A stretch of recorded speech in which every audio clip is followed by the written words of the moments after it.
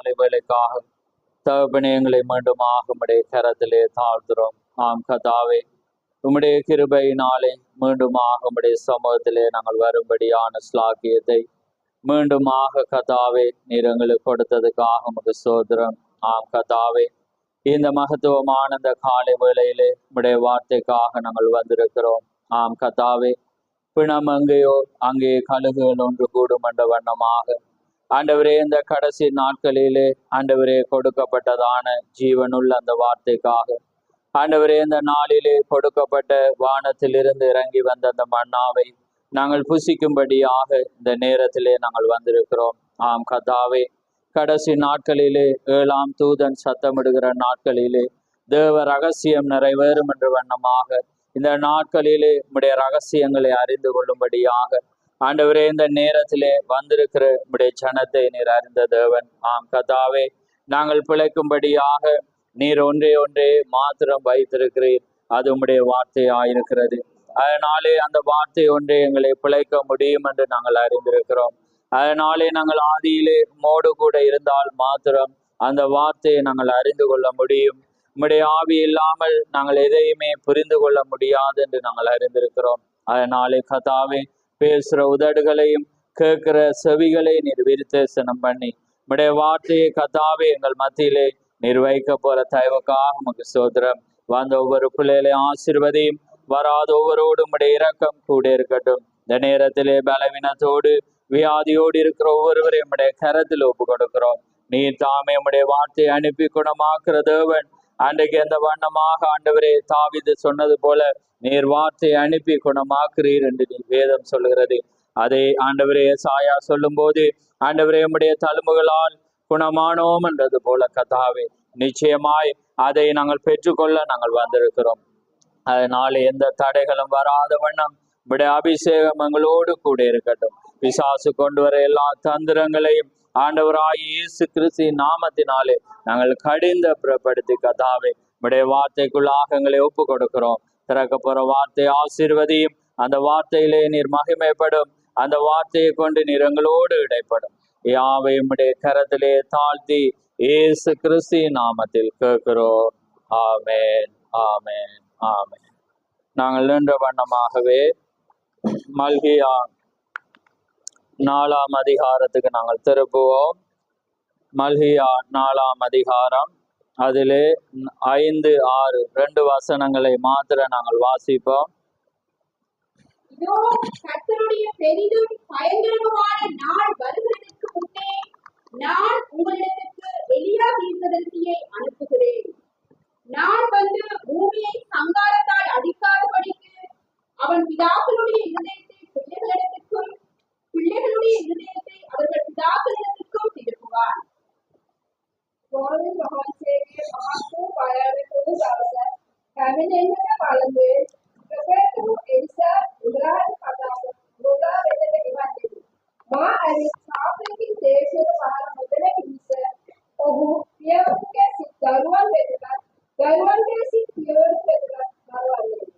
ஆமென், ஆமென். யாவரும் அமர்ந்திருங்கள்.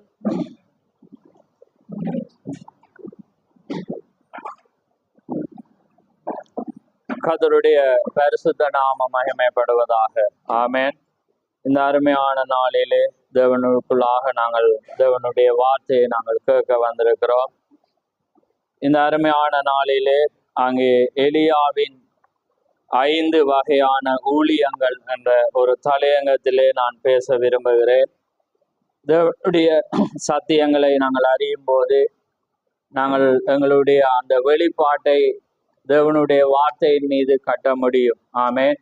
ஏனென்றால் அன்றைக்கு அங்கே சீசரிடத்திலே அவர் கேட்ட வேளையிலே அவர்கள் சரியான அந்த வார்த்தையை கூறின போது அவர் சொல்றேன், இந்த கல்லின் மேல் என் சபையை கட்டுவேன். ஆமென். இந்த கல்லின் மேல் என்று பார்க்கும்போது அது வெளிப்பாடு, ரெவலேஷன் ஆயிருக்கிறது.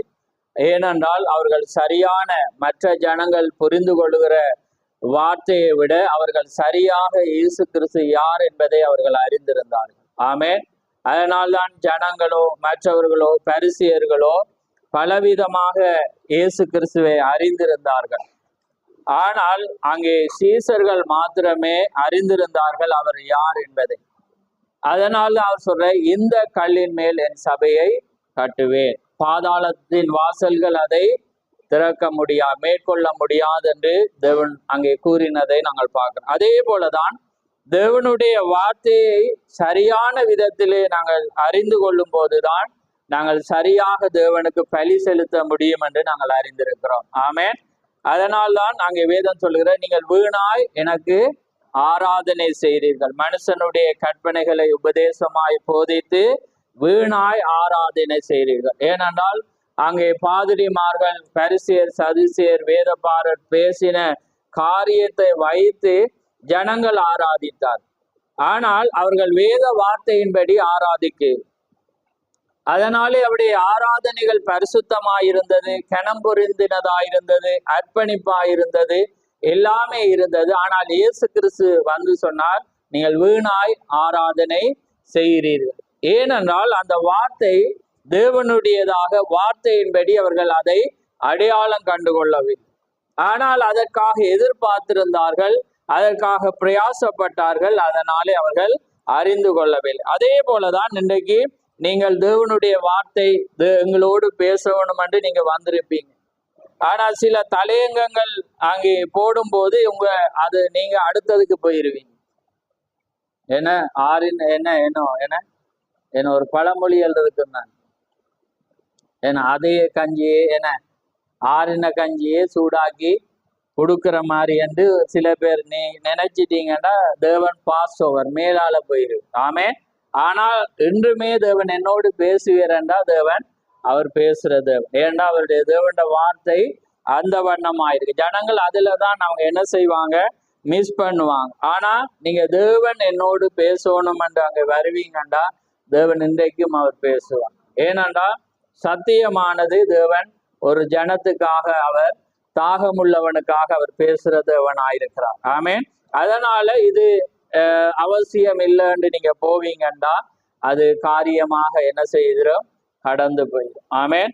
ஆனா தேவனுடைய சத்தியங்கள் சரியான, நான் முன்னமே சொன்னது போல மத்தேயு 16 சொல்லப்பட்டது போல, அவர்கள் நீங்கள் என்னை யார் என்று சொல்லுகிற வேளையில் அவர்கள் சரியான அறிக்கை பண்ணும்போது, இந்த கல்லின் மேல், அதான் சத்தியத்தை அறிவீர்கள், சத்தியம் உங்களை விடுதலையாக்கும். ஆமேன். ஏனென்றால் தேவனுடைய வார்த்தை, பலிபிடத்தில் இருந்த வார்த்தை தான் உங்களை என்ன செய்ய முடியும், ஆயத்தப்படுத்த முடியும். இப்ப இந்த நாளுக்குரிய செய்தி அதுதான் உங்களை என்ன செய்ய முடியும், ஆயத்தப்படுத்த முடியும். நீங்க நினைக்கலாம் தேவன் என்ன முன்குறிச்சிருக்கிறார், காரியங்களை வச்சிருக்கா, நாங்க எது இல்லை. ஒரு ஜனத்தை தேவன் ஏற்படுத்தினா அந்த ஜனத்தை வழி நடத்த ஒரு மேய்ப்பன் அவர் ஏற்படுத்துவார். அதற்கூடாக கொடுக்கப்படுற ஆகாரம் தான் உங்களை புஷ்டியாக வைத்திருக்க முடியும். ஆமே.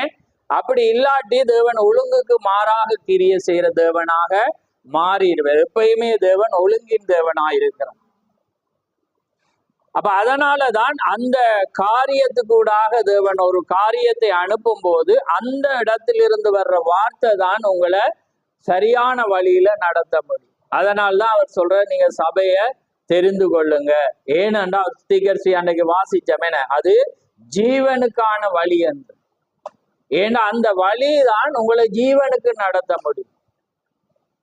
அப்ப பாருங்க, அது எவ்வளவு ஒரு முக்கியமான ஒரு காரியமாக இருக்கிறது. அதனாலதான் தீர்க்கதரிசி புத்திர சுவிகாரத்துல நான் அடிக்கடி சொல்றேன். அவர் சொல்றேன், தேவனுடைய பிள்ளைகளை நல்ல உபாத்திரியர் தான் தேவன் என்ன செய்வாரா, அனுப்புவேன். ஏன்னா அந்த உபாத்தியர் கண்டிப்போடு காரியங்களோடு அவன் பிழை என்று சொல்லிதான் அவன் நடத்துவான். அதுக்கு 2 உதாரணம் சொல்றேன். அது ஒருவேளை ஒரு பெரிய ஒரு மனிதனுடைய பிள்ளையா இருந்தா அந்த உபாத்தியர் சொல்லி, இல்ல அவன் நல்லாதான் இருக்க, ஒரு பிள்ளையும் இல்லைன்னு அவர் சொல்லுவாராம். அப்ப தீர்க்கதரிசி சொல்லி, அவன் நல்ல ஒரு உபாத்தியர் அல்ல, அவன் இப்படியாக தவறாய் இருக்கிறான், இதுல காரியமாயிருக்கிறான் என்று கண்டிப்போட அவனுடைய பிள்ளையை குறித்து அவன் கூறுகிறவன் தான் நல்லொரு உபாத்தியர் என்று அங்கே தீர்க்கதரிசி சொல்றான். அதே போலதான் தேவனும் உங்களுக்கு, அதான் வேதம் சொல்லுது, என்ன ஜனத்துக்கு ஏற்ற வண்ணமாக தான் ஊழியக்கார். அப்ப பாருங்க, ஒரு ஜனம் அங்க எப்படி இருக்கிறதோ அதன்படிதான் தேவன் வார்த்தையை என்ன செய்ய முடியும், பேச முடியும். அப்ப அந்த வார்த்தையில ஜனம் வளரும் போதுதான் வளர வளர தேவனுடைய கண்டிப்பானது ஊழியக்காரன் மத்தியிலிருந்து அந்த ஜனத்திட்டவர். நீங்க வளரையில நீங்க காரியம் செய்யலைன்னா அந்த ஊழியக்காரன் உங்களை கண்டிக்க மாட்டான். ஏன்னா நீங்க அதை ஏற்றுக்கொள்ற மனதுல நீங்க இல்லை. நீங்க அங்க ஏசினா நீங்க அதை ஏற்றுக்கொள்ள மாட்டீங்க.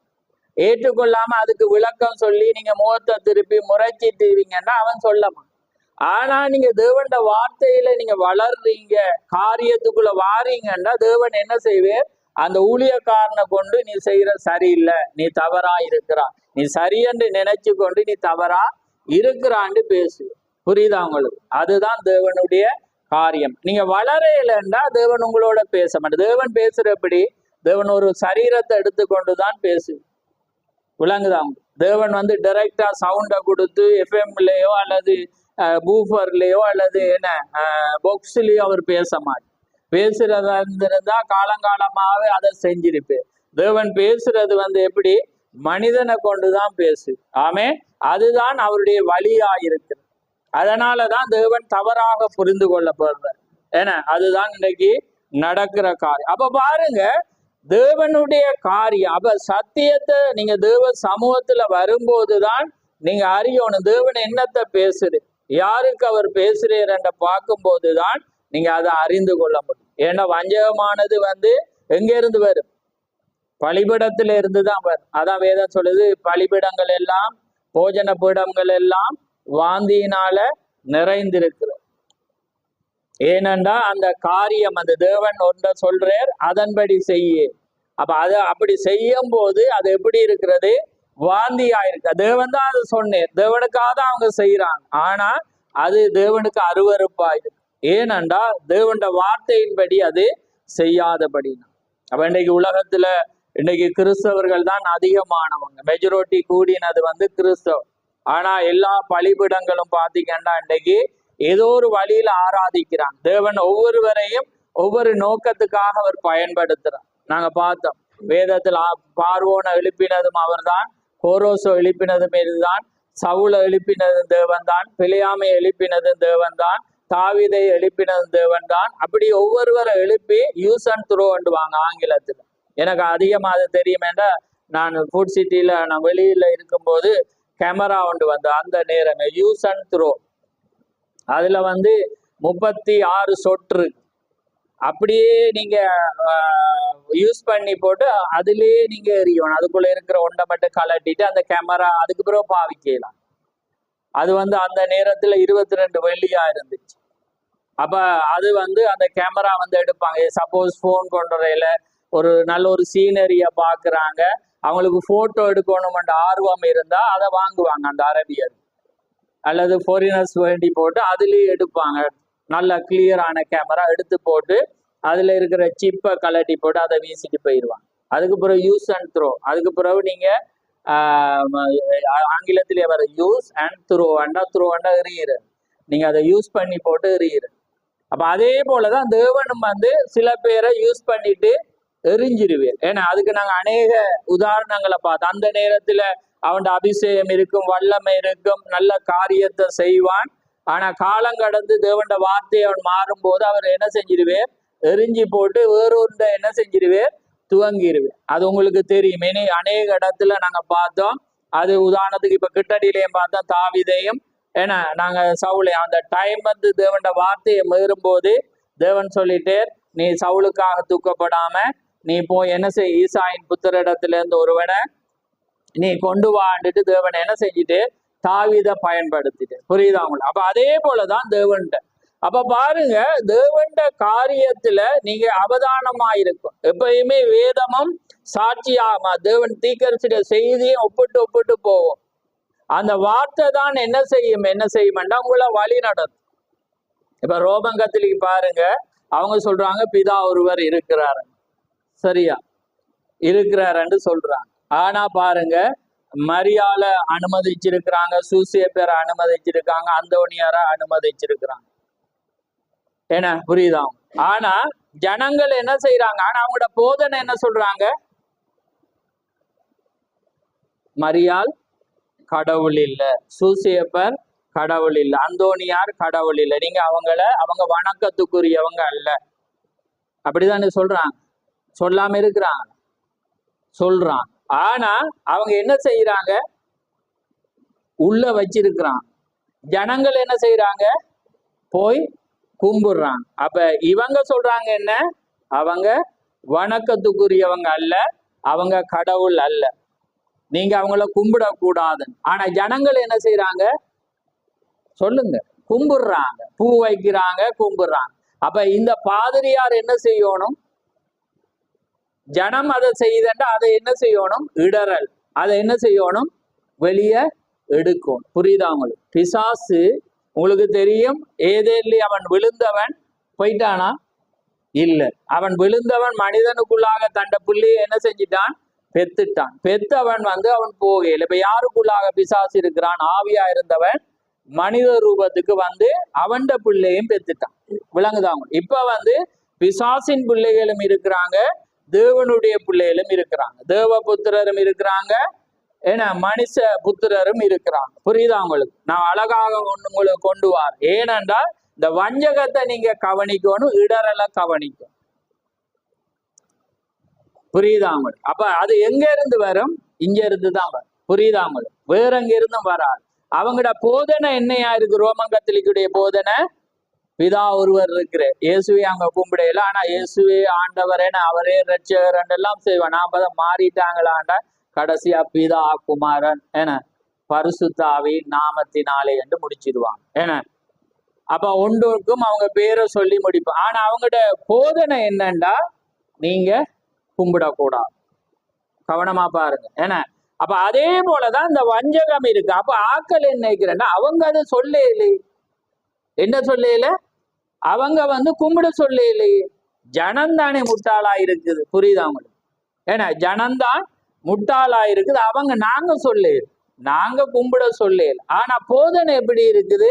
ஆலயத்துக்குள்ள வைக்கப்பட்ட காரியம் என்ன எப்படி இருக்கிறது? என்ன இருக்குது? அப்ப ஒருவன் தவறா போறான்னா அதை எடுத்துருவான். இடரலுக்கு என்ன செய்யக்கூடாது? இன்னொருவன் வஞ்சிக்கப்படுறான். அப்ப அதே போலதான் இன்றைக்கு வஞ்சகம் அப்படிதான் இருக்கு.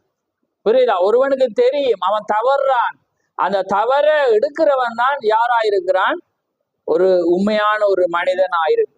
அப்ப அதைதான் பிணையா செய்தான். ஒரு தவறு நடக்குது, உடனே அந்த தவறை வெட்டுறான். அதனாலதான் தேவன் அவனுக்கு அந்த பிணையாச இப்ப புதிய ஏற்பாடுலயே அவர் சொல்ல காரணம் என்னன்னா அந்த இடரலை எடுக்கிறான். அப்ப அதே போலதான் தேவண்ட மனிதர்கள் முன் வர வேணும் என்றால் இடரலை எடுக்க. ஜனங்கள் போதனை வித்தியாசமாயிருந்தாலும் சமூகத்துக்குள்ள அந்த காரியம் வச்சிருக்கு. அவங்க ஜனம் அதை செய்யக்கூடாண்ட என்ன செய்யணும்? விக்கிரகத்தை எடுக்கும். ஆனா செய்யறாங்களா?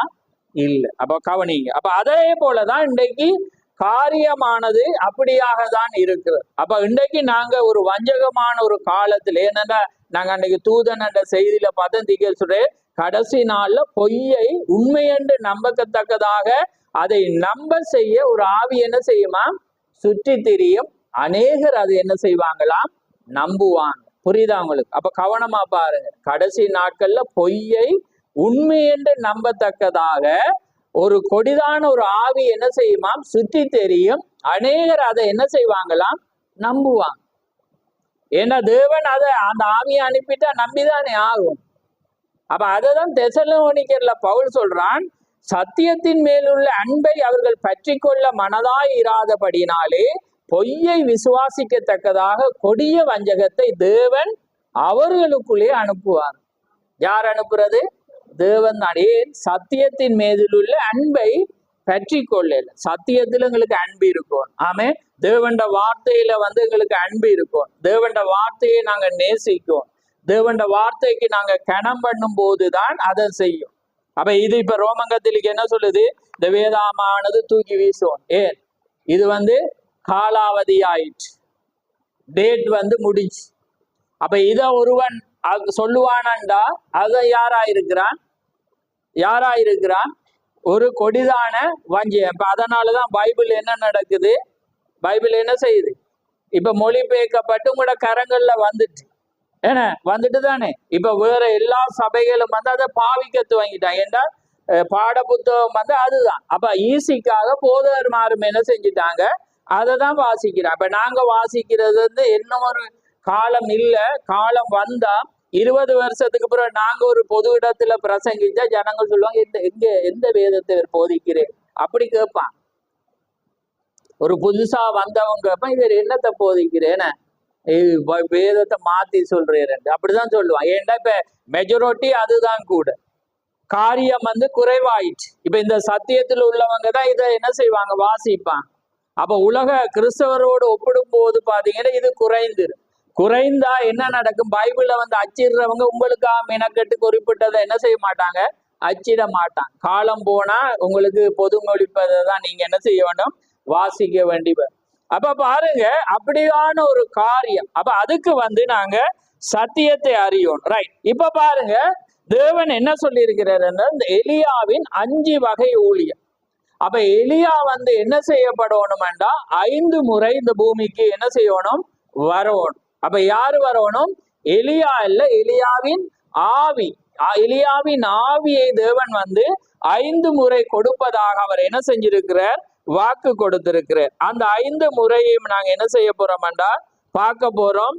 அந்த யாரு கூடாக தேவன் கிரிய செய்தார். அப்ப இப்ப வந்திருக்கிற எலியா எத்தனையாவது முறை, 4வது முறை. ரைட். அப்ப நான் செய்திக்கு வர முதல் நாங்க இந்த செய்தியை விசுவாசிக்கிற நாங்க தேவன் இந்த கடைசி காலத்தில் ஒரு தீர்க்கதரிசி அனுப்பி இருக்கிற அந்த செய்தியை நாங்க விசுவாசிக்கிறபடினால நாங்க அந்த செய்தியில தீர்க்கதரிசி சொல்லப்பட்ட காரியத்தை நாங்க வாசிப்போம். பாருங்க, நாம் சபையின் காலங்களை கடந்து வந்துள்ளோம். கடைசி நாட்களில் தீர்க்கதரிசி மறுபடியும் தோன்றுவார். யார் தோன்றுவாராம், தீர்க்கதரிசி மறுபடியும் தோன்றுவார் என்று நமக்கு மல்கியா 4 வாக்களிக்கப்பட்டுள்ளது. எதுல வாக்களிக்கப்பட்டது, 4ஆம் அதிகாரத்தில் வாக்களிக்கப்பட்டது. அந்த தீர்க்கதரிசி எத்தன்மையை பெற்றிருப்பார் என்பதை நாம் ஆராயலாம். அப்ப அந்த தீர்க்கதரிசி எத்தன்மையை பெற்றிருப்பார் என்று நாங்க என்ன செய்யலாமா, ஆராயல. யார் இதை சொல்றது, அதே எலியாதான் என்ன செய்யறேன், தன்னை தான் என்று சொல்லாம என்ன செய்யறேன், அதை நாங்க ஆராயலாம். அப்ப ஆராயும் போது அவர் தான் என்று நாங்க என்ன செய்யலாம், கண்டுகொள்ளலாம். அப்ப அதே போலதான் வேத வார்த்தையின்படிதான் நாங்க ஒருவரை அடையாளம் கண்டுகொள்ளலாம். புரியுது, அவர் யார் என்பது. அப்ப பிராய் எலியாவின் ஆவியை தேவன் 5 முறை உபயோகிப்பார். எத்தனை முறையா, 5 முறை. எலியாவின் ஆவியை தேவன் எத்தனை முறை உபயோகிப்பாராம், 5 முறை. முதலில் எலியா தீர்க்கதரிசிக்குள்ளாக, பின்பு எலிசாவுக்குள்ளாக, பின்பு யோவான் ஸ்நானனுக்குள்ளாக, அதன் பின் சபையின் வெளியே அழைப்பதற்கு பின்னர் முடிவிலே யூதர்கள் மீதியானவர்களுக்கு 5வது முறை. 4வது சபையை வெளியே அழைக்கிறதற்கு இந்த காலத்துல. அடுத்தது மீதியான யூதர்களை 5 முறை கிருபை, அதாவது அங்கு தேவன் என்ன செய்வார், வெளியே கொண்டு வருவார். அப்ப 5 என்பது உங்களுக்கு தெரியும், கிருபைக்கு அடையாளம், இயேசுக்கு அடையாளம். அதாவது தமிழ்ல இயேசுன்றா 4 எழுத்து, ஆனா ஜீசஸ் ஆங்கிலத்துல பார்த்தா 5 எழுத்து. அடுத்தது விசுவாசம். விசுவாசம் என்றா ஃபேத், அதாவது அதுவும் ஆங்கிலத்துல பாத்தீங்கன்னா 5 எழுத்து. கிருபை பாத்தீங்க கிரேஸ், அப்ப அதுவும் 5 எழுத்து. அடையாளமாயுள்ளது. எப்பயுமே பாருங்க, அந்த நம்பர்ஸ்ல தேவன் கிரிய செய்யற தேவன் ஆயிருக்கு. அப்ப இந்த நம்பர்ஸ பாத்தீங்கன்னா அது ஆண்டிலேயும் தேவன் கொண்டு வருவார், காலத்திலேயும் அவர் என்ன செய்வார், அதை கொண்டு வருகிற தேவன் ஆயிருக்கிறார். நீங்கள் ஞாபகம் கொள்ளுங்கள், செய்தியை குறித்து தேவன் வாக்களித்துள்ளார். ஸ்தாபன முறைமைகள் குழப்பமுற்ற செய்திகளின் ரகசியத்தை சரியானபடி வெளிப்படுவதற்கு தேவனிடத்தில் நேரடியாக அனுப்பப்பட்ட ஒரு தீர்க்கதரிசி அவசியம். தீர்க்கதரிசி ஒருவரை காலத்தில் அனுப்புவதாக அவர் வாக்களித்துள்ளார். அதாவது ஆகாயத்தில் எடுத்துக்கொள்ளப்படுதல் என்ற செய்தியில 65ஆம் ஆண்டு செய்தியில் அவர் அதை பேசுகிறார். இப்பொழுது பாருங்க, கடைசி நாட்களில் அடுத்த செய்தி, தாம் என்ன செய்ய போகிறார் என்பதை குறித்து வாக்குத்தத்தம் பண்ணியிருக்கிறார். ஆகவே அவர் வாக்களித்துள்ள நமக்கொரு செய்தியை அனுப்பி இருக்கிறார். இந்த செய்தியானது எலியாவுடையது, எலிசா உடையது, யோவான் ஸ்நானனுடையதுமான அதே அடையாளத்தை பெற்றிருக்கும். அது மக்களின் இருதயத்தை ஸ்தாபனங்களிடம் அல்ல, மூல விசுவாசத்துக்கு, அப்போஸ்தல பிதாக்களிடத்துக்கு அது திருப்பும். வார்த்தை திரும்பவும் திருப்பும். இவைகள் எல்லாம் எப்படி உறுதியாக்கப்பட்டிருக்கிறன, எப்படி வெளிப்படுத்தின விசேஷம் அதிகாரத்தில் 10ஆம் அதிகாரத்தில் குறிப்பிட்டப்பட்ட கடைசி தூதன் சத்தமிடும் போது 7ஆம் தூதனின் நாட்களில் இந்த ரகசியம் எல்லாம் அது என்ன செய்யப்படும், வெளிப்படுத்தப்படும். ரைட். அப்ப பாருங்க, இப்ப நான் பிரசங்கிக்க முதல் எங்களுக்காக அனுப்பப்பட்ட ஒரு தீர்க்கதரிசியுடைய காரியத்தை பார்த்து நாங்க 5 முறை அது என்ன செய்யப்படும்? எந்த தன்மையுடையதா இருக்கும்? எலியாவின் ஆவியுடையதா இருக்கும். அப்ப பாருங்க, எலியா 5 முறை வரணும். அது எப்படி இருக்குமெண்டா அது எலியாவினுடைய ஆவியுடையதா இருக்கும். அப்ப எலியாவை நாங்க பார்க்கணுமெண்டா அந்த எலியாவை பார்த்தாதான் இவரும் எலியாண்டு நாங்க என்ன செய்யலாம்? காணலாம். அப்ப அந்த எலியாவுடைய ஊழியம் எப்படி இருந்தது? அது திருப்பப்படுற ஊழியமா இருந்தது. ஏனென்றா அதை நீங்க வாசிங்க, 1 ராஜாக்கள் 18ஆம் அதிகாரம்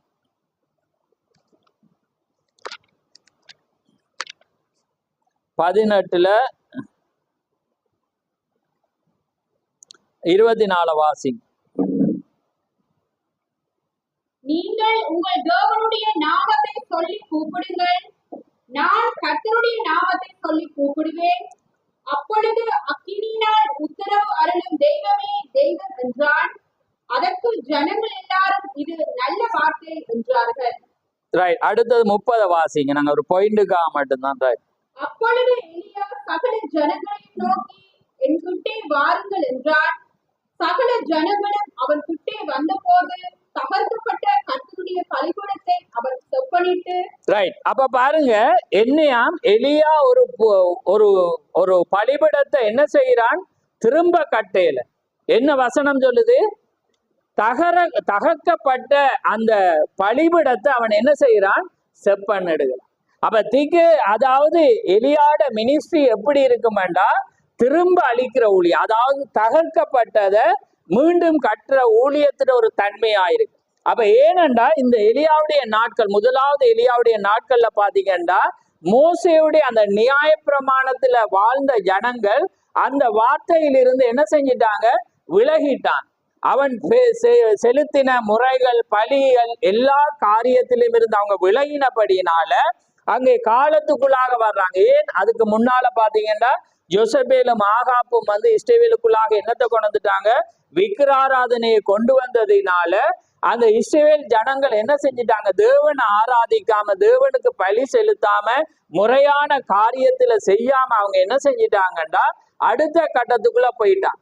அப்ப இந்த எலியா ஏன் அனுப்பப்படுறான்டா அந்த மூல நிலைக்கு அவங்களை திருப்ப. அந்த தகர்க்கப்பட்டதான அந்த பலிபீடம் என்ன செய்யப்படும்? திரும்ப செப்பனிடப்படும். பாருங்க, புதுசா கட்டுறதுக்கும் செப்பனிடுகிறதுக்கும் நிறைய வித்தியாசம்.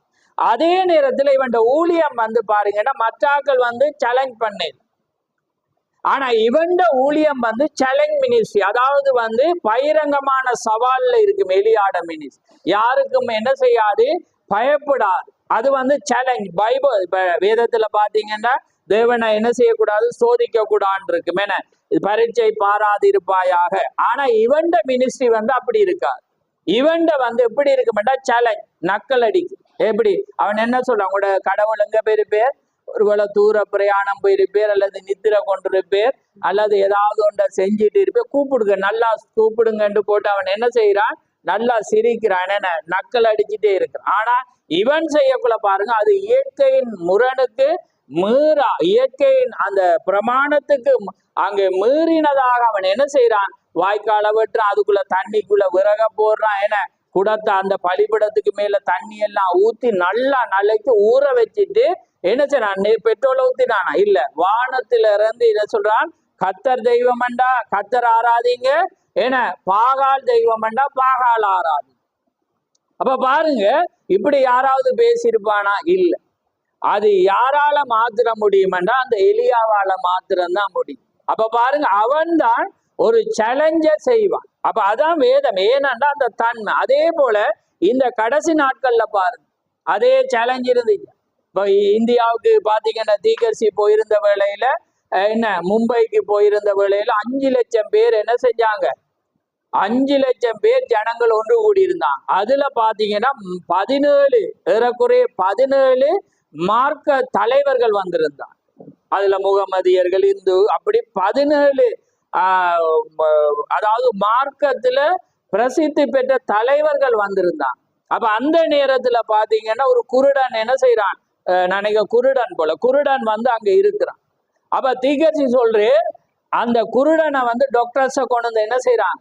செக் பண்ணுங்கன்னு சொல்றாங்க. பார்த்தா அவன் என்ன, இயற்கையிலே அவன் என்ன செய்யறான்? சிறு வயதிலிருந்து குருடனா இருக்கிறான். எல்லாமே கன்ஃபார்ம். அப்ப சொல்றேன், இந்த 17 பேரையும் பார்த்து சொல்றேன், இந்த 17 இந்த மார்க்க தலைவர்களும் வந்து இவங்களோட தெய்வம் ஒரிஜினல் உண்மை என்றா இவனை வந்து குணமாக்கு. புரியுதா உங்களுக்கு? எத்தனை 5 லட்சம் பேர் சன தொகையில மத்தியில எல்லா மினிஸ்டர்மார்களும் வந்திருக்கிறாங்க, பயங்கர பாதுகாப்பு. அதுல வந்து இந்த எலியா வந்து என்ன செய்யறாருன்னா உரத்த சத்தமிட்டு சொல்றேன், இந்த 17 மார்க்க தலைவர்களை பார்த்த சொல்றேன், நீங்க 7 மண்டா வந்து இந்த குருடனை வந்து குணமாக்கு. உங்களோட தெய்வங்கள் வந்து ஒரிஜினலா இருந்தா நீங்க என்ன செய்யுங்க, இப்ப குணமாக்கு. அப்ப பாருங்க, மினிஸ்ட்ரிய பாரு, ஊழியத்தை பாரு. அன்றைக்கு எலியா என்ன சொல்றான், கர்வேல் பர்வதத்துல வந்து பாகால் தெய்வம் என்றா நீங்க பாகால் ஆறீங்க, கத்தர் தெய்வம் என்றா கத்தர் ஆராதிங்கன்னு என்ன செய்றான், பகிரங்கமான சவால். இதுதான் எலியாவுடைய ஊழியம். 7 மண்டா வார்த்தையோட வந்து மோதி பார், வார்த்தையோட வந்து நீ வந்து ஆராய்ஞ்சி பார். மற்ற மினிஸ்ட்ரி எல்லாம் பாத்தீங்கன்னா சைலண்டா இருக்கு, அது வந்து இன்னொருவருக்கு சொல்ல. ஆனா எலியாட மினிஸ்ட்ரி வந்து பகிரங்கமாயிருக்கு. நாங்க இததான் விசுவாசிக்கிறோம், இததான் நாங்க செய்யறோம், இதுதான் தீக்கர்சி, இதுலதான் நாங்க வாழ்கிறோம். இது வந்து மறைமுகமாகவே அது என்ன செய்யாது இருக்கா. அப்ப பாருங்க, 5 லட்சம் பேருக்குறா, இவங்க எல்லாமே தலைய குனிஞ்சிட்டாங்க. என்ன செஞ்சிட்டாங்க, மார்க்க தலைவர்கள் வந்து ஒன்றுமே அவர் சொல்ற, வாங்க உங்களோட கடவுள் இதாண்ட ஏன்னா இவர பம்புலுக்க வந்திருக்கிறான். அப்ப அவர் சொல்ற 7 மண்டா வந்து குருடனை சுகமாக்குங்கன்றோன்னா எல்லாம் சைலண்ட். ஆனா இவர் சொல்ற, கர்த்தருடைய நாமத்தினாலே எழுந்துட்டு அவர் கைய வைக்கிற அவன் சுதாரணம். அப்ப உடனே 5 லட்சம் பேர் என்ன செய்யறாங்க, மனம் மாறலாம். புரியுதா அவங்க? அதுதான் இந்த ஊழியம். நீங்க உங்களுக்குள்ள அதே எலியாவின் ஊழியம், என்ற எலியாட ஊழியம் எலிசாவுக்குள்ள வருது. அது மனவாட்டிக்கு அடையாளம். நான் இப்ப வாசிச்சு காட்டேன், உங்களுக்கு நேரம் இல்லை, நான் இப்ப வாசிச்சு காட்டேன். ஏன்னா இது வந்து கவனமா நாங்க ஆராயம். இப்ப ஜனங்களுக்கு வந்து வேதத்தை வாசிக்க நேரம் இல்லை, ஏன்னா செய்தியை வாசிக்க நேரம் இல்லை. எப்பயாவது ஞாயிற்றுக்கிழமையில போக்குல படிச்சா மட்டும்தான் அவங்களுக்கு புரியும். அப்ப அதனாலதான் இங்கதான் அது என்ன செய்யப்படும், போதிக்க வேண்டியதா இருக்கிறது என்றால் யாரா மூலமாவது கேட்கும் போது சத்தியத்தை அவங்க வந்து சரியான முறையில அது வந்து திருப்பும். ஏன்னா அந்த எலியாட மினிஸ்ட்ரி என்ன செய்யும், மூல நிலைக்கு திருப்புடைய தவறா போனவங்களையும் அது என்ன செய்யும், கொண்டு வர செய்தா இல்லையா, செய்து கொண்டிருக்குது. ஆமே. அதனாலதான் தேவன் ஒரு இயற்கையில அந்த பூமியில ஒரு வியாதியை அனுப்பி சிஸ்டத்தையே மாத்தினார். ஆமே. ஏனென்றா அது வந்து இன்றைக்கு அது உலகளாவிய ரீதியில ஒரு மனிதனுடைய சத்தம் போகணுமென்றா அதுதான் வழி. ஆமே. ஏனென்றா அது ஜனத்தை மனவாட்டிய திருப்புறத்துக்கு தேவனால முன்குறிக்கப்பட்ட அங்கே போற ஜனங்களை கொண்டு வர்றதுக்கு அந்த வாய்ஸ், அந்த சத்தம் தான் ஜனத்தை ஆயத்தப்படுது. ஏனென்றா நாங்க வேதத்துல பார்க்க தீக்கர்சிய தேவன் அனுப்பினார், அது வந்து யாருக்கு வந்தது, மனவாட்டிக்கு வந்தது. ஆனா அந்த சகல சத்தியத்தையும் பரிசுத்தாவினால போதித்து ஜனங்களை ஆயத்தப்படுத்துற அந்த எபேசியர் 5 என்ன சொல்லுது, சபையானது பக்தி விருத்தி அடைகிறதற்காகவும் சீர் பொருந்துறதற்காகவும். பாருங்க, பக்தி விருத்தி அடைஞ்சு சீர் பொருந்துறதற்காக தான் தேவன் என்ன செய்யுது, 5-fold ministry 5 வகையான ஊழியத்தை கொண்டு வந்தது, சபையை கொண்டு வந்தது. நோக்கமே பக்தி விருத்தி அடைஞ்சு சீர்பொருள். புரியுதா? அப்ப அதுக்கு வந்துதான் இந்த கடைசி நாள்ல பரிசுத்தாவி வந்து என்ன செய்யும்டா, சேலஞ்ச் பண்ணும். சேலஞ்ச் பண்ணி என்ன செய்யும், திருப்பும். ஆனா வார்த்தையோட ஒப்புரவாகாது. பாவத்தை பாவத்தென்றும் நீதியை நீதி என்றும் நீ செய்கிறது தவறு என்றும் அது வெளிப்படையாகவே என்ன செய்யும், அது போதிக்கிற ஆவியாக அது என்ன செய்யும் இருக்கு. அப்ப பாருங்க, அவன் அந்த வண்ணமான ஒரு காரியத்தை உடையவனாயிருந்து அவன் வந்து என்ன செய்யல, பயப்படவே. பாருங்க, ஏன்னா அவனுக்கு தெரியும் கைத்தர் வந்து, ஆனா தேவன் வந்து பரீட்சை பாராதிருப்பாயாக என்று. ஆனா அவனுக்கு தெரியும் தன்மை இப்படிதான். ஒவ்வொருவனுக்கும் தேவன் ஒரு தன்மை, அதாவது நீங்க எலியாவின் ஆவி என்றக்குள்ள நீங்க வித்தியாசமா நினைக்க கூட திகழ்ச்சி தன்மை. அவன் செய்யற முறைகள் வந்து அந்த வண்ணமா இருக்கு. காட்டுல இருப்பான், காட்ட விரும்புவான். ஏன்னா அப்படிதான் எலியா போய் எங்க போய் இருந்துட்டான், ஏன்னா காட்டுல போய் என்ன செஞ்சுட்டான், இருந்துட்டான். கேட்டு ஆச்சண்டையில போய் தனிய போய் ஒழிச்சிட்டு இருக்கக்குள்ள அப்பங்களை கொண்டு என்ன செய்யுது, காலம் வந்து கொடுக்குது. ஏன்னா அந்த அண்டு அவனுக்கு என்ன திருப்தியாக இருந்து 40 நாள் இருக்கு. ஆனா அதுதான் காரியம். அப்ப அதே போலதான் அந்த பாருங்க, அந்த தன்மைகளுக்காக தான் நான் சொல்றேன். அப்ப பாருங்க, முதலாம் எலியாவுடைய ஊழியம் அந்த வண்ணமான ஒரு நிலைக்குள்ள அப்ப அவன் யாருக்கும் அங்கு பயப்படையில, யாருக்கும் இல்ல, சேலஞ்சா இருந்தான். தேவன் அவனை உயர்ப்பித்தார். அவன் என்ன செய்தான்? விக்கிரங்களுக்கு எதிராக அவன் பேசினான். அதே நேரத்துல பாத்தீங்கன்னா ஜோசபேலுக்கு எதிராக அவன் என்ன செய்தான்? பேசினான்.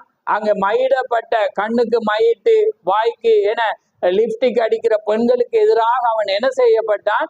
பேசினான். அவன் என்ன செய்யலே? அவன் அதுக்கு ஒப்புரவாகல. ஏனென்றா அவனுடைய தன்மை அந்த வண்ணமாயிருந்து. ஆமே.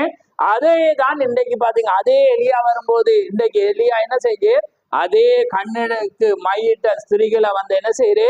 கடிஞ்சு கொள்றான். அங்கே ஜீன்ஸ் அடிக்கிற பெண்களை என்ன செய்யறான்? கடிஞ்சு கொள்றான். வாய்க்கு இருக்கிறவங்களை என்ன செய்யறான்? கடிஞ்சு கொள்ளுறான். அதே சாபத்தை தான் அவன் சொல்றான். என்ன சொல்றான்? அன்னைக்கு ஆகாப்புடைய ஜோசபேலுடைய ரத்தத்தை என்ன செய்யுமா? நாய்கள் நக்குமண்டான். அது அப்படியே என்ன செஞ்சிச்சு? நிறைவேறினதை. மிகாயா வந்தான். இவங்க சொல்றாங்க, கர்த்தர் உங்களை ஆசீர்வதிச்சிருக்கு, நீங்க யுத்தத்துக்கு போங்க. இவன் அவனை நினைச்சு பார்க்கிறான், அவன் சபிச்சதன இப்படி ஆசீர்வதி. அதான் அதுல கவனமாயிரும். ஒருவர் சபிச்சிருந்தா நாங்க என்ன செய்யலாது? ஆசீர்வதிக்கு. தேவண்ட வார்த்தை அப்படிப்பட்டவங்களுக்கு இப்படி என்றக்குள்ள நாங்க மாறி சொன்னா அது யாரா இருக்கு? நீங்க கண்டுகொள்ளலாம். இப்ப நான் எலியா இப்படி சொல்றார், ஜீன்ஸ் அடிக்கலாம், ஜீன்ஸ் அடிக்க கூடாது, மையிடக்கூடாது அவர் சொல்லும் போது நான் இல்ல, பரவாயில்ல, அது செய்யலாம். அப்படி நான் யாரா மாதிரி உங்களுக்கு வார்த்தை தெரிஞ்ச நீங்க என்ன செய்வீங்க? அதுதான் காரணம். அப்ப அதை தான் நீங்க பார்க்கணும். நீங்க எப்பயுமே தேவனுடைய வார்த்தை அதே காரியம் வருமெண்டா அதை தான் செப் பண்ணிடும். அது ஒன்றை புதுசா கட்டாது. இப்ப அதான் பாத்துங்க, எலியா என்ன செய்யறான்டா அதை செப்பனிடுகிறான். மோசே அங்கே கொடுக்கப்பட்ட பலிபிடத்தை அவன் என்ன செய்யறான்? செப்பனிடுகிறான், சீர்படுத்துறான். ஏனென்றா அந்த ஊழியமானது மாறி போயிடுச்சு. இவங்க விக்கிரத்தை ஆராதிக்கிறாங்க, இவங்களோட கோயிலுக்குள்ள கொண்டுட்டாங்க. அதே நேரத்துல தேவனையும் ஆராதிக்க. அவன் சொல்றான், நீங்க குந்தி குந்தி நடக்கக்கூடும், ஒரு நினைவாதான் நீங்க இருக்கும். கத்தர்ன்னா கத்தர், பாகாலண்டா பாகா. விளங்குதா உங்களுக்கு? ஏதாவது ஒன்றுலதான் நீங்க விசுவாசம் இருக்கும். புரியுதா உங்களுக்கு? விசுவாசம் ஒன்று நீங்க என்ன செய்யணும்? தவறுல நீங்க சரியா இருக்கணும், அல்லது சரியில நீங்க சரியானதுல உறுதியா இருக்கும்.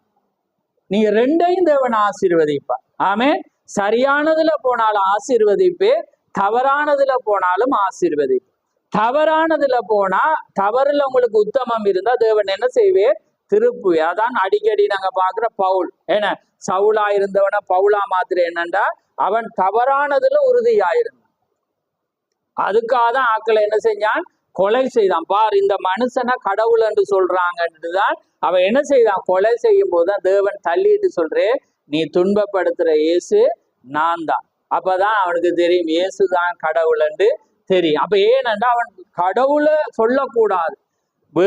மனுஷனை ஒரு மனுஷனை கடவுளா மாற்றக்கூடாதுன்றதுக்காக அவன் என்ன செய்தான்?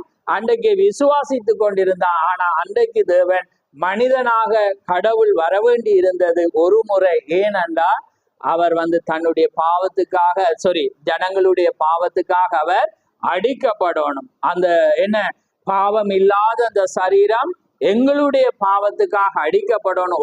ஒரு குற்றமும் அதுல இருக்கக்கூடாது.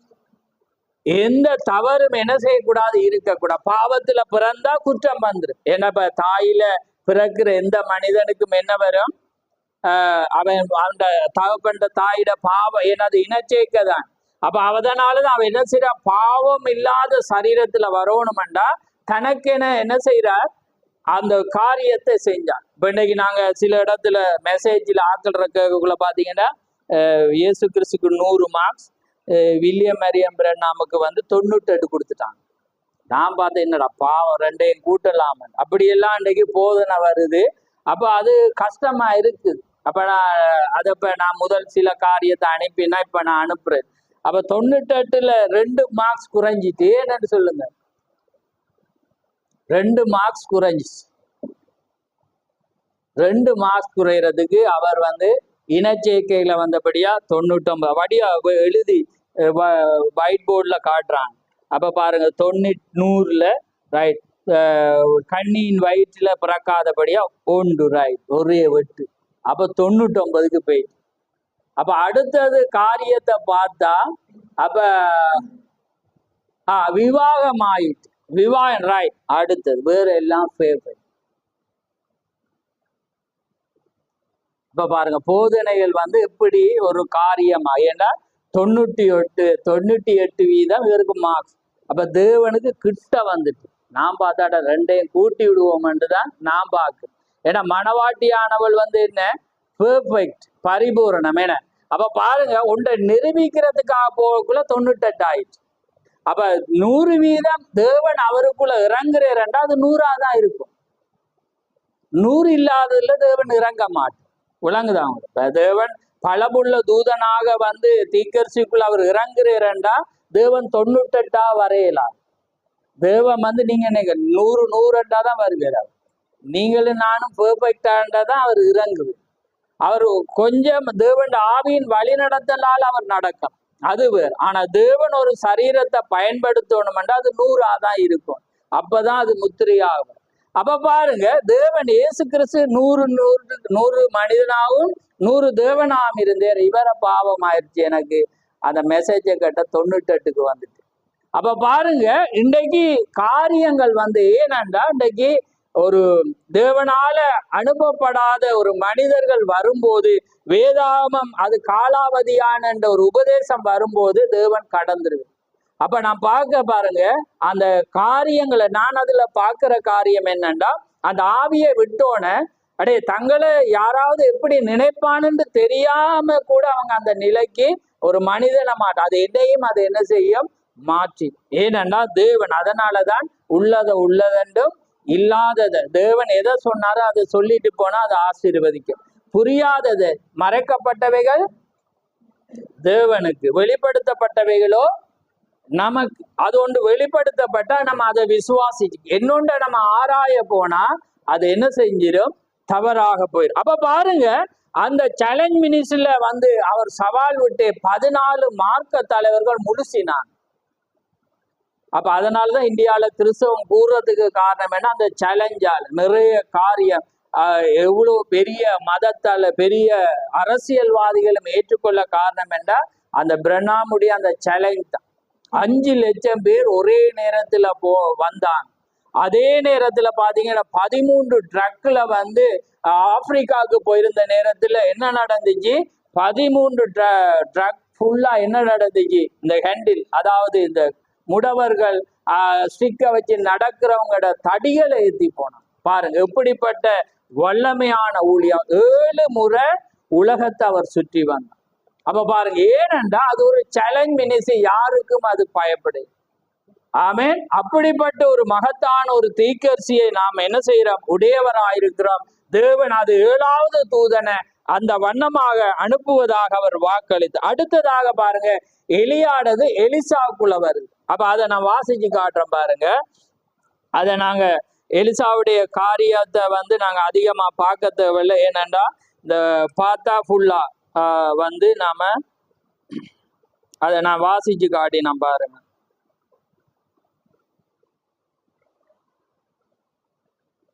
இப்ப இத பாருங்க, இதுல கவனமா இந்த பாயிண்ட் பார்க்கணும் பாருங்க. அதே உயிர்ப்பிக்கும் வல்லமை, அதாவது சூரிய உதயம் என்ற செய்தியில தான் இந்த 2 தீர்க்கதரிசிகளும் தங்கியிருந்து அவர்கள் இருவருடைய பேரும் ஒன்றாய் எலியா எலிசா, அதாவது மணவாட்டி மணவாளனுக்கு என்னையா ஒரு அடையாளமாயிருந்தது. அப்ப பாருங்க எலியா அன்னைக்கு எப்படி இருந்தான், கிறிஸ்துக்கு அடையாளமாயிருந்தான். எலிசா மணவாட்டிக்கு அடையாளமாய். அவர்கள் ஒருவர் திருவாளர் இயேசு, மற்றது திருமதி இயேசு, ஏறக்குறைய ஒரே மாதிரியான பேர். அவர்கள் புரிந்து கொண்டிருக்கலாம். எலியா அதே காரியம் இங்கே பிரதிபலிக்கிறது. அதாவது என்ன, ஒரு பிரதிபலி. அதாவது எலியாவுக்குள்ளாக அந்த வார்த்தை வந்தது, அந்த வார்த்தை நமக்குள்ளாக வருகிற வேளையில தேவனும் நாமளும் என்ன ஆயிருக்கிறோம், ஒன்றாக மாறும். இவர் ஒரு பிரதிபலிப்பு. இவருக்குள்ளாக அந்த வார்த்தை வருகிற வேளையில தேவன் என்ன செய்யறார், தேவனுடைய அந்த ஆவியின் தன்மையானது அங்கே காரியம் தீர்க்கதரிசிக்குள்ளாக சபைக்கு வருது. எலியா பரலோகத்துக்கு எடுத்துக்கொள்ளப்பட்டான், அவன் சபைக்கு அடையாளம். சரிதானே? எலிசா உயிர்த்தெழுதம் வரை காத்திருந்தான். அப்ப பாருங்க, சபையானது எங்க போச்சு? பரலோகத்துக்கு எடுத்து கொள்ளப்படுதலுக்கு ஒரு அடையாள். ஆனா சபையானது என்ன செய்தது? அது காத்திருந்த. என்ன உயிர்த்தெழுதல் மேல எலியா போற வேளையில எலிசா என்ன செஞ்சான்? பார்த்து கொண்டிருந்தான். புரிந்து கொண்டு, இந்த ஒரு பறவை பறப்பதற்கு 2 சிறகுகள் தேவைப்படுகிறது போல புரிந்து கொண்டு, இந்த 2 தீர்க்கதரிசிகளுமே சபைக்கு முன்னடையாளமாக இருந்தார்கள். ஏனெனில் கர்த்தர் தாமே ஆரவாரத்தோடும் பிரதான தூதனுடைய சத்தத்தோடும் தேவ எக்காலத்தோடும் வானத்திலிருந்து இறங்கி வருவார். இப்பொழுது 2 இறக்கையிலுமே ஒன்றாக சேர்ந்து நாம் பறந்து போயிடுவோம். ஆமென். உங்களுக்கு தெரியும், தெசலோனிக்கர்ல சொல்லப்படுகிற என்ன நடக்கு? முதல் மரிச்ச பரிசுத்தவான்கள் என்ன செய்வாங்க? முன்னுக்கு போயிட்டாங்க. ஆனா இந்த பூமியில எலிசா போல என்ன செய்யும்? ஒரு மனவாட்டி ஏற்கனவே ஒரு உயிர்த்தெழுதல் என்ன செஞ்சிட்டு நடந்துட்டு. எப்ப நடந்துச்சு? மத்தேயு 27ஆம் அதிகாரத்துல இயேசு எழும்பும் போது என்ன செஞ்சிட்டு? அப்பயே ஒரு உயிர்த்தெழுதல் என்ன செஞ்சிட்டு நடந்துட்டு. இப்போ ஒரு உயிர்த்தெழுதலுக்காக நாங்க காத்திருக்கோம். எப்பயுமே 3 என்பது பரிபூரணம். முதலாவது யார் உயிர்த்தெழுந்தான்? பழைய ஏற்பாடுல ஏனோக்கு. 2வது உயிர்த்தெழுந்தது யாரு? எலியா. 3வது உயிர்த்தெழுந்தது யாரு? இயேசு கிறிஸ்து. அப்ப அவர் நியாயப்பிரமாணத்தின் முடிவும் துவக்கவுமாயிருக்கிறார். அப்ப 3 அதே போல பாருங்க, இவர் முதல். அடுத்த உயிர்த்தெழுதல் யாருக்கு ஏற்பட்டுச்சு? சபை காலத்துல மரிச்சவங்க புதிய ஏற்பாடுல என்ன செஞ்சாங்க? ஒரு முறை என்ன செய்தாங்க? உயிர்த்து எழுந்தாங்க. பாருங்க, இப்பொழுது 2 இறக்கையிலும் ஒன்றா சேர்ந்து பறந்து விடும். அல்லேலூயா. நாம் பறந்து எதனால்? உயிரோடு இருக்கிறவர்கள் அல்லது மருத்தவர்களோ யாராயிருந்தாலும் அவரிடம் அந்த உயிர்ப்பிக்கும் வல்லமை இருக்குமானால் அது சம்பவித்தே ஆகும். அப்ப பாருங்க, ஏற்கனவே என்ன நடந்துட்டு? உயிர்த்தெழுதல் நடந்துட்டு. அப்ப பாருங்க, இந்த டைம்ல தான் என்ன நடக்கும்டா, தேவன் பாருங்க, தேவண்ட காரியம். ஏன்னா தீர்க்கதரிசிக்கு 1933 சொல்லும் போது எலியா என்னுடைய முதலாம் வருகைக்கு முன்னோடியா இருந்தது போல என்னுடைய 2ஆம் வருகைக்கு இவர் அல்ல, எது முன்னோடியா இருக்கும்? உன்னுடைய செய்தி தான் என்னையா இருக்கும்? முன்னோடியா இருக்கு. அப்ப பாருங்க, இந்த 2ஆம் வருகை பரிபூர்ணம் அடைய மட்டும் இவருடைய செய்தி தான் என்ன செய்யும்? எங்களை அந்த பரிபூர்ணத்துக்கு நடத்தி கொண்டிருக்கு. அப்ப பாருங்க, எலியாவுக்குள்ளாக இருந்தது எலிசா பார்த்தான். ஏனென்றா அவன் சொன்னான், என்னுடைய எலியாவின் ஆவி எனக்கு என்னவா கிடைக்கணும்? இரட்டிப்பா. அவன் எங்கெங்க போனானோ அங்கெல்லாம் அவன் என்ன செய்தான்? பின்பற்றினான். அதே போலதான் இவரை அல்ல, இவருடைய வார்த்தையை நாங்க என்ன செய்யணும்? பின்பற்றும் போது நாங்க என்ன செய்வோம்? எலியா எப்படி தேவன் எடுத்துக்கொள்ளப்பட்டவரோ முதலாம் உயிர்த்தெழுதல், அதே போல தேவண்ட ஜனங்களும் அதே வண்ணமாக ஒரு உயிர்த்தெழுதல்ல நாங்களும் பங்கு கொள்வோம். பாருங்க, இயேசு கிறிஸ்து முடிவாம் இருக்கிறார், முதலுமாயிருக்கு. அதே நேரத்துல மரிச்ச பரிசுத்தவான்கள் என்ன செஞ்சாங்க? முதலாம் லிஸ்ட்ல போனாங்க. 2ஆம் உயிர்த்தெழுதல்ல நாங்க என்ன செய்ய போறோம்? போறோம். 3ஆம் உயிர்த்தெழுதல்ல யார் வர போறாங்க? யூதர்கள்ல, அதாவது மரிச்சு போனவங்களும், அதே நேரம் சபை காலத்துல என்ன காலங்கள்ல அறிஞ்சும் நன்மைக்கு செம்மறியாடு வெள்ளாடு பிரிக்கப்படுகிற வேளையில இன்னொரு உயிர்த்தெழுதல்ல வரக்குள்ள அது என்னவா இருக்குது? கம்ப்ளீட்டா. அதான் தீர்க்கதரிசனம் 3 என்பது பரிபூர்ணமா இருக்கிறது. அப்ப பாருங்க, எலியாட ஆவி எலிசாக்குள்ள போகுது. அடுத்தது யாருக்குள்ளாக வருது? யோவான் ஸ்நானகனுக்குள்ளாக. அப்ப அதுதான் நாங்க வாசிக்கிறோம். என்ன மத்தேயு வாசிங்க,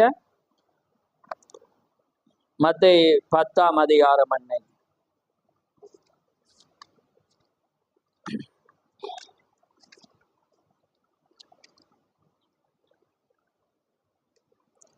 11 3ஆம் வசனத்தை வாசி.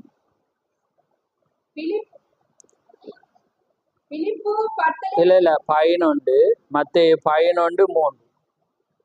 வருகிறவர் நீதானா அல்லது வேறொருவர் வர காத்திருக்க வேண்டுமா என்று அவரிடத்தில் கேட்கும்படி அனுப்பினார். இயேசு அவர்களுக்கு பிரதியுத்தரமாக, நீங்கள் கேட்கிறதையும் காண்கிறதையும் யோவானிடத்தில் போய். அவர்கள் போன பின்பு இயேசு யோவானை குறித்து ஜனங்களுக்கு சொன்னது என்னவென்றால், எதிர்பார்க்க வனாந்திரத்திற்கு போனீர்கள். காற்றினால் அசையும் நாணலையோ? அல்லவென்றால் எதிர்பார்க்க போனீர்கள். மெல்லிய வஸ்திரம் தரித்த மனுஷனையோ? மெல்லிய வஸ்திரம் தரித்திருக்கிறவர்கள் அரசர் மாளிகைகள் இருக்கிறார்கள். அல்லவென்றால் எதிர்பார்க்க போனீர்கள். தீர்க்கதரிசியையோ? ஆம், தீர்க்கதரிசியை பார்க்கிலும் மேன்மை உள்ளவனையே என்று உங்களுக்கு சொல்லுகிறேன். ஆமே, பாருங்க, தீர்க்கதரிசியை பார்க்கிலும் மேன்மை உள்ளவன். அடுத்தது வாசிங்க, 14 வாசிங்க. நீங்கள் ஏற்றுக்கொள்ள மனதாய் இருந்தால் வருகிறவனாகிய எலியா இவன்தான். ஆமென். பாருங்க, நீங்கள் ஏற்றுக்கொள்ள மனதாய் இருந்தால் வருகிறவனாகிய எலியா யாராம்? இந்த யோவான் தான். அப்ப பாருங்க, இயேசுவே என்ன செய்யறாரு? அவனை குறித்து சாட்சி சொல்ற. அப்ப இன்னொருக்கா நீங்க பார்க்கணும்டா, லூக்கா 4 வாசிங்க.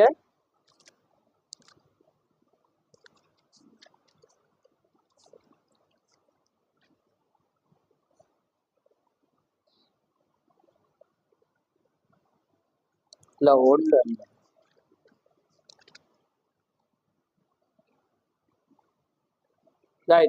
இல்ல 1ஆம் அதிகாரத்தை லூக்கா முதல் 17 வாசி. பிதாக்களுடைய இருதயங்களை பிள்ளைகளிடத்திற்கும் கீழ்ப்படியாதவர்களை நீதிமான்களுடைய ஞானத்திற்கும் திருப்பி உன்னதமான ஜனத்தை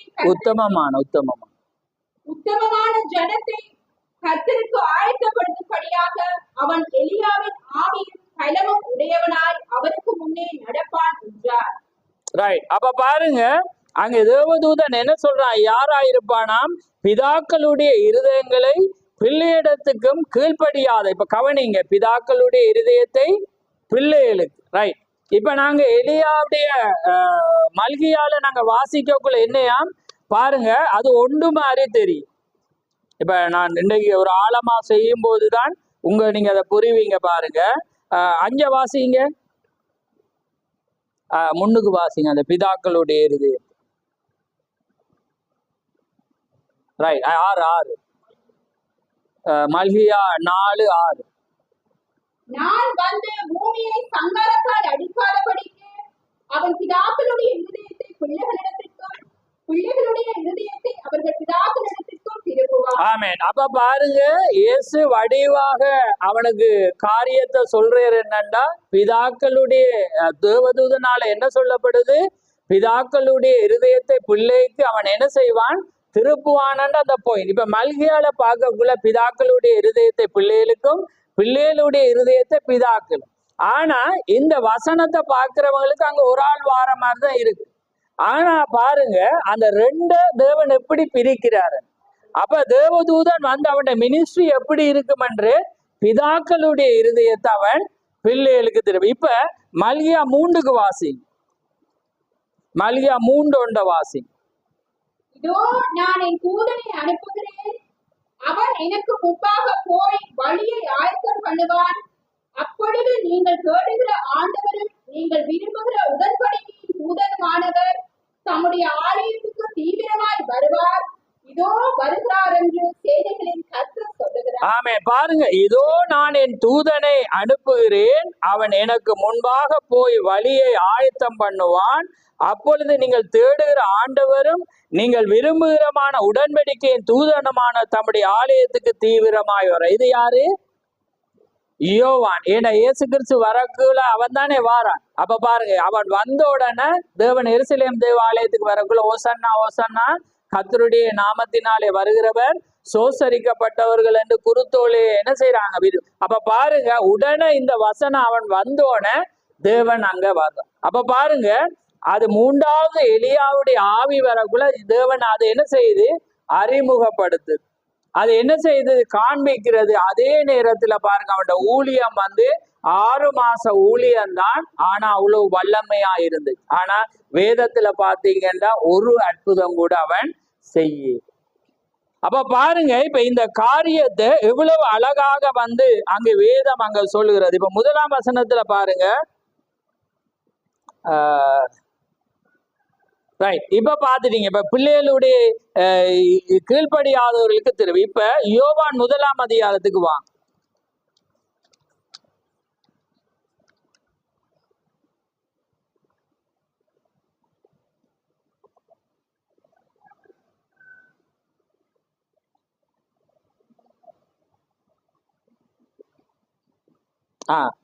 இப்ப அவன்கிட்ட கேட்கிறாங்க பாருங்க.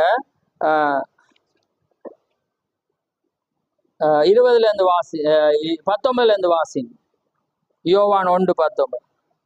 எருசலேமிலிருந்து யூதர்கள் ஆசாரியரையும் லேவியரையும் யோவானிடத்தில் அனுப்பி, நீர் யார் என்று கேட்டபொழுது, அவன் மறுதலியாமல் அறிக்கையிட்டதுமன்றி நான் கிறிஸ்து அல்ல என்றும் அறிக்கையிட்டான். ஆமென். வாசி. அப்பொழுது அவர்கள், பின்ன யார், நீ எலியாவா என்று கேட்டார்கள். அதற்கு நான் அவன் அல்ல என்றான். நீ தீர்க்கதரிசியானவரா என்று கேட்டார்கள். அதற்கும் அல்ல என்றான். ஆமென். பாருங்க, எருசலேமிலிருந்து வந்தவர்கள் ஆசாரிய லேவியரை யோவானிடத்தை அனுப்பி நீ யார் என்று கேட்ட போது அவன் மறுதலியாமல் அறிக்கையிட்டதும் அன்றி.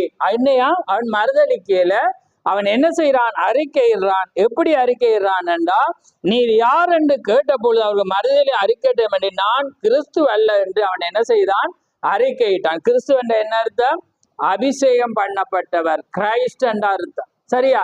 அவன் என்ன செய்யறான்? வெளிப்பட. அப்படியானால் நீ எலியாவாண்டு கேட்கிறாங்க. அப்ப அவன் என்ன செய்யறான்? அப்போது அவர்கள் பின்னே நீ எலியாவாண்டு கேட்டார்கள். அதற்கு நான் அவன் அல்ல. அப்ப பாருங்க, அவன் என்ன செய்யறான்? இன்னைக்கு இதை விளங்கி கொள்ளாத கடைசி கால போதர்கள் என்ன செய்வாங்க? அவன் கிரைஸ்டன்டக்குள்ள இல்லண்டான் தானே, எலியாண்டு கூடக்குள்ளே இல்லண்டானே. ஆனா அவன் என்னத்துக்கு சொல்றான்? நான் எலியா இல்லைன்னு சொன்னான். அவன் என்ன சொல்றான்? நான் அவன் அல்ல. ஏன்னா மலியா 4 பார்க்கும்போது அது என்ன செஞ்சிச்சு? மறைக்கப்பட்டுதான் அழிச்சு. ஆக்களுக்கு தெரியும். ஏன்னா 400 வருஷமா தீக்கரிசி இல்லை.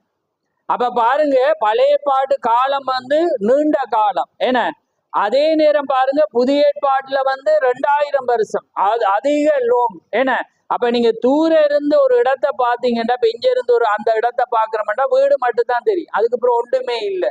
ஆனா போய் பார்த்தாதான் அதுக்கு பிற்பாடு ஒவ்வொன்று இருக்கு. அதே போல ஒரு மலையை நாங்க எடுத்துக்கொண்டா அந்த மலையோட முடிஞ்ச மாதிரி இருக்கு. ஆனா மலைக்கு அப்பால் என்ன இருக்கும்? வீடுகள் இருக்கும், ரோடு இருக்கும், அல்லது அதுக்கு பிறகு ஒரு மலை இருக்கும், அல்லது ஏதாவது ஒரு காரியம். ஆனா இங்க இருந்து பார்க்கல அது முடிவாயிருக்கு. அதே போல மல்கியா பார்க்கக்குள்ள அங்க ஒரு எலியா வார மாதிரிதான் இருக்கு.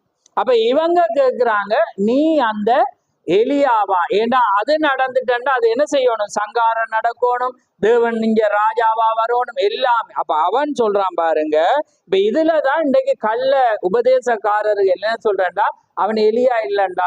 அதே போல தீக்கரிசிட்ட நீங்க ஒரு மனுஷகுமாரன், நான் இல்ல, அது மனுஷகுமாரன் என்பது இயேசு கிறிஸ்துன்னு சொல்ற. அப்ப நீர் எலியாண்டக்குள்ள அவர் எலியாவும் இல்லைன்னு சொல்றதுதானே. அவர் சொல்ல ஒரு எலியா வரணும். அந்த இப்ப நாங்க வாசிக்குள்ளே சொல்றதுதானே, இப்பொழுது 4ஆம் சபை காலத்துல ஒரு எலியா வருவேன், அந்த எலியாவோட ஆவியும் இப்படி இருக்கவன்னு சொல்றேன், நான் தான் சொல்லல, விளங்குதான். ஆனா அந்த காரியம் என்ன செய்யப்படுது? அவர் பேசும்போது நாம அறிஞ்சு கொள்ளல என்றால் அவருடைய வாழ்க்கையில நிறைய. அப்ப பாருங்க, நான் அவன் அல்ல என்றான். நீ தீக்கரிசியானவரான்னு கேட்டார்கள். அதற்கு அவன், நான் அவனும் அல்ல. ஏன்னா இவங்க கேட்கிற மீனிங் எங்களுக்கு தெரியாது, அவங்க கேட்டது மறைக்கப்பட்டது. என்ன வேதம் எல்லாமே எழுதியது. அப்ப அவங்க தீக்கரிசியானவரான்னு யார கேட்பாங்க? மோசையை தான் கேட்பான். உங்களுக்கு தெரியும், நீங்க இதுல 11 பாத்தீங்கன்னா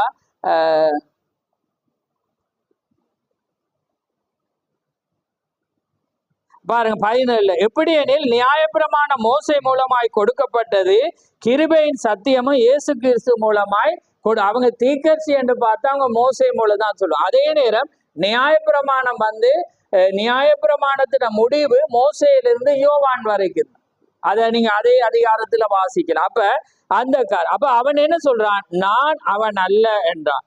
அவர்கள் பின்னும் அவனை நோக்கி, நீ யார்? கவனிங்க, இதுதான் பாயிண்ட் வருது. நீர் யார்? எங்களை அனுப்பினவர்களுக்கு நாங்கள் உத்தரவு சொல்லும்படி உம்மை குறித்து என்ன சொல்லுகிறீர் என்று கேட்டார்கள். அப்பதான் அவன் சொல்றான், அதற்கு அவன், கர்த்தருக்கு வழியை செவ்வை பண்ணுங்கள் என்று ஏசாயா தீர்க்கதரிசி சொன்னபடி நான் வனாந்திரத்திலே கூப்பிடுகிறவனுடைய சத்தமாயிருக்கிறேன். அப்ப அததான் இயேசு கிறிஸ்து என்ன சொல்றேன்? வனாந்திரத்துல கூப்பிடுகிறவனுடைய சத்தமா இருக்கிற அந்த எலியா யோவான் தான் என்று என்ன செய்யறே? இயேசு சாட்சி கொடுக்கு. அப்ப இவன் என்ன சொல்ல? மறுதளிச்சானா? இல்ல, அதுல சொல்லப்பட்ட அந்த எலியா நான் தான். விளங்குதா உங்களுக்கு? அப்ப எலியா நான் அல்லன்னு சொன்னது எது? இவங்க அதை கேட்டாங்க. மல்கியா 4 சொல்லப்பட்ட 5-6 சொல்லப்பட்ட எலியா நீயாண்டோன்னு அவன் ரிஜெக்ட் பண்ணிட்டான். நான் அவன் அல்ல, ஏன்னா அவன் தான், அது பெரிய மினிஸ்ட்ரி இருக்கிறது, அதுலதான் என்ன செய்யற அவன் அங்க செய்ய போற காரியம். ஏன்னா அது பெரிதும் பயங்கரமான நாள் வருகிறதற்கு முன்னே நான் எலியா தீர்க்கதரிசியை அனுப்புகிறேன், அவன் பூமியை சங்காரத்தினால் அழிக்காதபடி என்று என்ன செய்யறது வேதம் அங்க சொல்லுற. எலியா யோவான் அல்ல. அது யாரு பாருங்க, இப்ப பிரிச்சு விளங்கிட்டா. மல்கியா 3 சொல்லப்பட்ட யோவான் அது ஒரு ஆளை குறிப்பிடுது. அததான் இயேசு கிறிஸ்து அடையாளப்படுத்துறேன். நாங்க பார்த்த லூக்கா 1 அதிகாரத்துல என்ன சொல்ற, நீங்கள் ஏற்றுக்கொள்ள மனதா இருந்தா அந்த எலியா அவன் தான் என்று இயேசு கிறிஸ்து என்ன செய்யறேன் அந்த சாட்சியை சொல்றத நாங்க பார்த்தோம். இப்ப வாசிச்சோம் பாருங்க.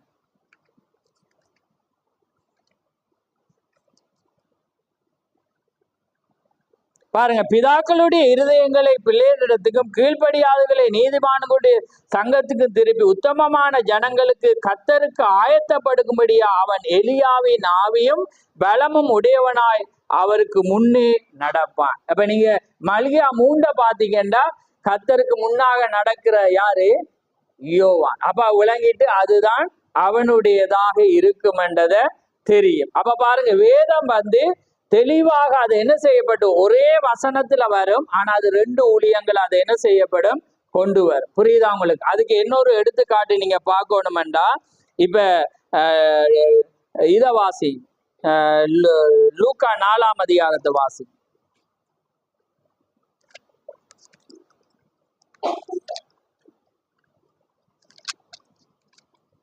நான் இண்டையோட முடிக்கணும், அதுக்காக புரியாட்டி நீங்க தேவன் உங்களுக்கு உதவி செய்வாராக. ஏன்னா நாங்க இத வாசிங்க. இப்ப 4 அதிகாரம் 17 வாசிங்க. அப்பொழுது ஏசாயா தீர்க்கதரிசியின் புஸ்தகம் அவரிடத்தில் கொடுக்கப்பட்டது. அவர் புஸ்தகத்தை விரித்த போது, கர்த்தருடைய ஆவியானவர் என்மேல் இருக்கிறார், தரித்திரருக்கு சுவிசேஷத்தை பிரசங்கிக்கும்படி என்னை அபிஷேகம் பண்ணினார், இருதயம் நறுங்குண்டவர்களை குணமாக்கவும், சிறைப்பட்டவர்களுக்கு விடுதலையையும், குருடருக்கு பார்வையையும் பிரசித்தப்படுத்தவும், நொறுங்குண்டவர்களை விடுதலை பண்ணவும், கர்த்தருடைய அனுக்கிரக வருஷத்தை பிரசித்தப்படுத்தவும் என்னை அனுப்பினார் என்று எழுதியிருக்கிற இடத்தை அவர் கண்டு வாசித்து புஸ்தகத்தை சுருட்டி பணிவிடைக்காரர்களுக்கு கொடுத்து உட்கார்ந்தார். ஜெப ஆலயத்தில் எல்லாருடைய கண்களும் அவர் மேல் நோக்கமாய் இருந்தது. அப்பொழுது அவர் அவர்களோட பேச தொடங்கி, உங்கள் காதுகள் கேட்க இந்த வேத வாக்கியம் ஒன்றைய தினம் நிறைவேறிற்று என்றார். ஆமென். பாருங்க, எந்த புத்தகம் அவர்கிட்ட கொடுக்கப்பட்டது? ஏசாயா 61 அதிகாரம் என்ன செய்யப்பட்டு கொடுக்கப்பட்ட வேளையில இவர் அணுக்கிற கர்சத்தை பிரசித்தி பெற்ற அந்த வசனத்தை கண்டோன்னு அதை வாசிக்காம என்ன செஞ்சிட்டேராம், நின்று என்ன செஞ்சிட்டேர், பைபிளை மூடிட்டு சொல்லிட்டு இந்த வாக்கியம் இன்றைய தினம் நிறைவேறிட்டு. இதே ஒரு தலையங்கம் இருக்கா? தீர்க்கதரிசி இன்றைய வேத வாக்கியம் இன்றைய தினம் நிறைவேறிட்டு ஒரு என்ன செய்யற செய்தியை கொடுத்துட்டு அந்த நாள்ல அந்த வசனம் என்ன செய்யுது, நிறைவேறு. இப்ப 61 வாசி, ஏசாயா 61 வாசி. இப்ப நான் அதை காட்டுறேன், ஒரே வசனத்துல இருக்கிற பிரிவை காட்டுறதுக்காக நான் கொண்டு வரேன். இப்ப 1 இருந்து வாசி. கர்த்தராகிய தேவனுடைய ஆவியானவர் என்மேல் இருக்கிறார், சிறுமைப்பட்டவர்களுக்கு சுவிசேஷத்தை அறிவிக்க கர்த்தர் என்னை அபிஷேகம் பண்ணினார், இருதயம் நொறுங்குண்டவர்களுக்கு காயம் கட்டுதலையும், சிறைப்பட்டவர்களுக்கு விடுதலையையும், கட்டுண்டவர்களுக்கு கட்டவிழ்த்தலையும் கூறவும், கர்த்தருடைய அனுக்கிரக வருஷத்தையும் நம்முடைய தேவன் நீதியை சரிக்கட்டும் நாளையும் கூறவும், துயரப்பட்ட அனைவருக்கும் ஆறுதல் செய்யவும், சீயோனிலே துயரப்பட்டவர்களை சீர்படுத்தவும், அவர்களுக்கு சாம்பலுக்கு பதிலாக சிங்காரத்தையும், துயரத்துக்கு பதிலாக ஆனந்த தைலத்தையும், ஒடுங்கின ஆவிக்கு பதிலாக உடையை கொடுக்கவும் அவர் என்னை அனுப்பினார். அவர்கள் கர்த்தர் தம்முடைய மகிமைக்கென்று நாட்டின நீதியின் விருட்சங்கள் எண்ணப்படுவார். ஆமென். பாருங்க, இந்த வசனம் தொடரா போகுது. ஆனா என்ன நடந்துட்டு, இயேசு கிறிஸ்து என்ன செய்யறாரு, அணுக்கிற வருஷத்தை பிரசித்திப்படும் அந்த வசனத்தை கண்டோன்னு நிப்பாட்டி. அது யாரு ஊழியம்? அது இந்த 4வது ஊழியம். அப்ப பாருங்க, முதலாம் வருகையில இயேசு கிறிஸ்து செய்தத தொடர்ச்சி எங்க வரப்போகுது, எலியாவுடைய ஆவி வரும்போது அது என்ன செய்யப்பட போறது, நடக்கும். இப்ப இததான் அன்றைக்கு நடந்துச்சு. 3வது ஊழியத்துல இயேசு அவன் அறிமுகப்படுத்தி வார்த்தையை திருப்பி ஞானஸ்தானத்தை திருப்பி வல்லமையாக வந்து பகிரங்கமாக பயப்படாம பிரசங்கிக்கக்குள்ள அவன் யாராக புரிந்து கொள்ளப்படுறான்? யாராக புரிந்து கொள்ளப்படுறான்? நீ கிறிஸ்துவா மேசியாவாண்டு என்ன செய்யப்படுறான்? புரிந்து கொள்ளப்படுறான். ஏன்னா அது என்ன நடக்கு? திருப்புது ஊழியம். ஜனங்கள் என்ன செய்யறாங்க? ஞானஸ்தானத்துக்கு போறாங்க. ஏன்னா அவங்களுக்கு தெரியும் ஞானஸ்தானம் கொடுக்கறது தேவனால மாத்திரம்தான் அது முடியும். அதான் கேட்கிறாங்க, நீ ஞானஸ்தானம் கொடுக்கறதுக்கு நீ தேவனா எலியாவா மோசையாண்டு கேட்கிறான். ஏன்னா தீர்க்கதரிசியும் தேவனும் தான் அதை என்ன செய்யலாம்? செய்யலாம். அப்ப அதனாலதான் அவங்க சொல்றாங்க, நீ மேசியாவா அபிஷேகம் பண்ணப்பட்டவரா என்றுதான் கேட்கிறான். அப்ப இன்னைக்கு அபிஷேகம் பண்ணப்பட்டவர்ல தான் பிரச்சனை இருக்கு.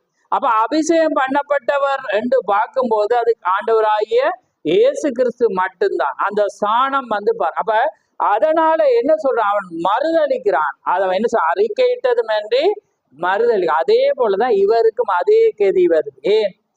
இவரும் ஞானஸ்தானத்தை என்ன செய்யறார்? திருப்புற. இவர் புதுசா கொண்ட கொண்டேரா வேதத்துல பவுலினால கொடுக்கப்பட்டத திரும்ப கொண்டார். அதான் இவர ஊழியம். என்ன? பிள்ளைகளுடைய இருதயம் பிதாக்களுக்கு. இப்ப யோவான் என்ன செஞ்சான்? பிதாக்களுடைய இருதயத்தை பிள்ளைக்கு கொண்டான். ஏன்? மோசையுடைய பிரமாணத்தில் இருந்த ஜனங்கள் எங்க போயிட்டாங்க? வழி விலகி போயிட்டான். வழி விலகி போனதை இந்த எலியா என்ன செய்யறான்? மூளை எண்ணெய்க்கு கொண்டு வந்து செப்பனிடுறான். அதாவது என்ன செய்யறான்? திரும்ப அதை என்ன செய்யறான்? கட்டுதான். அதே போல இன்றைக்கு எங்கட மினிஸ்ட்ரி என்ன? எங்கட ஆதி பிதாக்கள் யாரு? அப்போஸ்தலர்கள். அப்போஸ்தல காலத்துல யார் இருந்தது? பரிசுத்த ஆவியானவர் இருந்து வல்லமையாக நடந்து அப்போஸ்தலருக்குள்ளாக யார் இருந்தது? தேவன் இருந்து அவங்களுக்குள்ளாக நடக்கும் போது அவங்களோட வஸ்திரத்தை தொட்டவங்க என்ன செஞ்சாங்க? அவங்க சுகமாயினாங்க. அதே மூல நிலைக்கு திரும்பதான் இந்த தீர்க்கதரிசிவார். அப்ப பாருங்க, இந்த மினிஸ்ட்ரியும் திரும்ப அழித்து அது திரும்ப அழிக்க ஊழியம்தான் எலியாவினுடைய ஊழியம். சேலஞ்ச் ஊழியம், பகிரங்கமான ஊழியம்தான் அது எலியாவினுடைய. அப்ப பாருங்க, அப்படி அற்புதம் செய்ததினால கண்டு. அதே போல பாருங்க, இப்ப ஏசாயா 61 வாசிச்சோம். யார் அதை இயேசு கிறிஸ்து தான் என்ன செய்யறு? மூடி வச்சுட்டு விடுறு வச்சோன அது என்ன? அவர் திரும்ப வரணும். அப்ப வரணும் என்று அவர் எப்படி வரையலாது? மாமிச சரீரத்துல வரையும். அப்ப அவர் எப்படி வர்று? யோவேலினாலே முன்னுரிக்கப்பட்டபடி அவர் எப்படி வாரு? பரிசுத்த ஆவியாக மீண்டும் வர. சிம்பிள். ஆனா இன்னைக்கு அதை அறியாதவங்க பாத்தீங்கன்னா அதே காரியத்தை அவர் செய்யும் போது அவர் தேவன் என்றதுக்கு அது என்ன செய்யப்படுது? 100க்கு 100 உண்மையா வருது. ஆனா தேவனால முன்குறிக்கப்பட்டவங்களுக்கு தான் அது தெரியும். தேவன் ஒருவர் தான் தேவனாயிருக்கிறார். ஆனா தேவன் இந்த பாத்திரத்தை அவர் பயன்படுத்துறார். ஏன்னா இன்றைக்கு அவர் எப்படி வரலாம்? உங்களுக்குள்ள எனக்குள்ளும் பரிசுத்த ஆவியார். இப்ப இவருடைய பொசிஷன், இவருடைய ஸ்தானம் என்ன? 7ஆம் தூதன். அப்ப இந்த சபை காலத்துல தேவன் 7 பேரை பயன்படுத்தினார். அப்ப அந்த 7 பேர்ல 7வது நபர் இவராயிருந்தார். அப்ப இவரை தேவன் என்ன செய்யறார்? சபை காலத்துக்கூடாக பயன்படுத்தி அவர் சொன்னார், வயதாகும் போது உனக்கு ஒரு ஊழியம் இருக்குது. ஏனென்றா அந்த 7 முத்திரையின் ரகசியத்தை இவர் பிரசங்கிக்கிறார். அப்ப தேவன் இவருக்குள்ளாக பரிபூர்ணமாக ஆவியாக இறங்கி நிக்கையில அவர் எப்ப என்ன செய்யற? ஒவ்வொரு நாளும் வந்து போனார். ஆமே. பாருங்க, பரிசுத்தாவியாக இறங்கினா இவர் தேவனாக முடியும். ஆனா இவர் ஆகையிலா என்னண்டா, இவர் என்ன செய்யற? வீட்டுல இருக்கிற அடுத்த நாள் என்ன செய்யறாரு? 7 முத்திரைக்கு படிக்க போகக்குள்ள இவர் நோட்ஸ் எடுத்துட்டு இருக்கிறார். அப்ப நோட்ஸ் எடுக்கக்குள்ள ஒவ்வொரு ஊழியக்கார காரியம் எல்லாம் அவர் பார்க்கிற வேளையில சில வார்த்தையை அவர் தவறா எழுதிடுது. அப்ப அவர் என்ன செய்யறாரு? தேவன் சீக்கிரமா உள்ள வருவார். அப்ப பாருங்க, அது பார்க்கக்குள்ள ஒரு ஆச்சரியமா சந்தோஷமா இருக்கு. தீகர் சொல்றேன், அது மோசையை குறித்து பேசும்போது மோசையோடு தேவன் ஒரு சிநேகிதனை போல அவர் பேசினு. அதே போலதான் பாத்தீங்கன்னா இவரும் இவரோடய அப்படிதான். இவர் சின்ன பிள்ளை மாதிரி கேட்குது, ஆண்டவரே என் மகனுக்கு உங்களை காட்டணும், கொஞ்ச நேரம் நிப்பீராண்டக்குள்ள தேவன் நிக்குது. அப்ப பாருங்க, ஒரு சின்ன பிள்ளைத்தனமா அவர் கேட்கிறேன்டா. அப்ப பாருங்க, தேவனோடு அவர் இடப்படுற பேசும்போது இவருக்கு சாயல பார்க்கணும், நான் பிள்ளையும் அதை காண விரும்பணும்ன்றக்குள்ள தேவன் முகத்தை காட்டுறேன். ஆமே. அப்ப பாருங்க, தேவன் அதை விரும்பினா அதை செய்யுது. அப்ப அதே போல பாருங்க, இவர் பிரசங்கிக்கக்குள்ள தேவன் சட்டுனா வருவார், பிச்சுட்டு வந்துட்டு சொல்லுவார், இது அல்ல, நீ இப்ப எடுத்தது இது அல்லன்னு. ஒரு மனிதன் முகமுகமாய் மோசையோட பாருங்க, மோசையோட வந்து தேவன் முகமுகமாய் பேசினார். பாருங்க, அவர் சிநேகிதனை போல என்ன செய்யற தேவன் அந்த காரியத்தை வந்து தேவன் அங்க கொடுக்குற. அதே போலதான் தீர்க்கதரிசியுடைய வாழ்க்கையிலையும் தேவன் அந்த வண்ணமாக ரூமுக்குள்ள வாரு. இவர் அவரை பார்க்கிறார், அவர் சொன்னதை இவர் எழுதிதான் இவர் பிரசங்கிக்கு. அப்ப பாருங்க, அது ரெண்டு நபர். இவர் 7ஆம் தூதன், அந்த கார். ஆனா இவருடைய ஊழியம் மகத்தானதா. அப்ப மகத்தானதா இருந்தபடினால இந்த எலியாவுடைய ஊழியமும் வந்து சேலஞ்ச் தானே. இப்ப பாருங்க, தேவன் மட்டும்தான் அதை செய்ய. அவன் என்ன செய்யறான்? பாகால் தெய்வம்டா தேவன் அவன் என்ன செய்யறான்? தண்ணியை ஊத்திட்டு விறகு பத்து. அதுவும் வானத்திலிருந்து ஃபயர் வந்து என்ன செய்யுது இதை. அப்ப பாருங்க, அதே நேரம் சொல்றான், நான் சொன்னால் என்று. நீங்க அந்த வசனத்தை பாத்தீங்கன்னா யார்? எலியா சொல்றான், நான் தேவன் என்றவன் சொல்லல. அந்த இடத்துல அவன் சொல்றான், நான் சொன்னால் என்று வானத்தில் இருந்து ஒரு மலை தூட பெய்யாது என்று சொல்லக்குள்ள அவன் யார் அழைக்கப்படுவான்? ஏண்டா வானத்தையும் பூமியை அடைக்கிற சர்வ சிருஷ்டிகர் யாரு? தேவன் தான். அப்ப இது ஒரு மனிதன் செய்யும் போது தவறாக புரிந்து கொள்ளப்படும். ஏன்னா அன்றைக்கு மார்க்ஸ் போடக்குள்ள அதான் வருது. நீங்க பாத்தீங்கன்னா ரட்சிப்பை யாரால கொடுக்க முடியும்? இயேசு கிறிஸ்து. அப்ப அன்றைக்கு ஹண்டி ரைட் அந்த ஒரு ஸ்திரீ வந்து எலியாவுக்காக காத்திருக்கிறான். காக்கக்குள்ள அவருக்கு கேட்கிற, உனக்கு எவ்வளவு வேணும்? $1 வேணுமா? எவ்வளவு $1,00,000 வேணுமான்னு கேட்குது தீர்க்கதரிசிட்ட. கேட்கக்குள்ள ஆனா பார்த்தா விட்ட $, நான் நினைக்கிறேன் $2 இருக்கா, சரியா? ஆனா அவர் கேட்கிற, உனக்கு எவ்வளவு பணம் வேணும்? பணம் வேணுமெண்டா நான் இப்ப தாரேன். சிருஷ்டிக்கையிலும் அவருக்கு பணத்தை தீர்க்கதரிசி. ஏன்னா தேவன் சொல்லிட்டு நீ எதை பேசினாலும் நான் தருவேன்னு. அப்ப அவருக்கு உனக்கு எவ்வளவு பணம்? அவர் சொல்ல, பணம் வேணாம் எனக்கு. அப்ப உனக்கு என்ன வேணும்? சுகம் வேணுமா? காணும். அவர் சொல்ல, ஒன்றும் வேணாம், என் பிள்ளைகள் வந்து ரட்சிப்படைய வேணும்ன்றோன்னா உடனே அவர் சொல்ல, உன் பிள்ளைகள் ரட்சிப்பை பெற்று. அப்ப பொறுத்துறாங்க பாருங்க. அப்ப ரட்சிப்பை யாரால கொடுக்கலும்? தேவனால. ரைட், ஒரு மார்க்ஸ். அப்ப மார்க்ஸ் ரெண்டு கூட்டி வாரான். இது என்ன கரச்சரா? அப்படி என்ற மாதிரி போயிட்டு பாருங்க. இதே காரியம் உங்களுக்கும் செய்யும். ஆமென். தேவன் வந்தா உங்களுக்கும் செய்யும். அதுக்காக நீங்க தேவன் ஆகையில, அது மனுஷகுமாரன் ஆகையில. ஆமென். அப்ப பாருங்க எவ்வளவு ஒரு முட்டா. அதே போல மீன் வந்து செத்து கிடக்கு. செத்து போய் குடல் வெளியே வந்துட்டு மீனுக்கு. அப்ப தேவன் கேட்கிற, இந்த மீன் உனக்கு உயிரோட எழும்ப விருப்பம். பாருங்க, எனக்கு அது பிடிக்கும். அந்த கட்டத்துக்கு நாங்க வரோம். ஆமென். தேவங்களுக்கு தகப்பன் புள்ள போல என்ன செய்யணும்? அவ கேட்கிற மீன் வந்து அவர் சொல்ல ஓமன். அப்ப அது குடல் வெளியே. நீங்க அந்த மீனை பார்த்து பேசக்குள்ள அவர் பேசினோன்னு மீன் சகதகண்டு வந்து உயிர் வந்து. அப்ப என்ன? உயிரற்ற உடல், செத்து போனது உயிரா? அது யாரால செய்யும்? ரைட், அடுத்த மார்க். இப்ப நானே இனி பிளாக் போர்டு வர.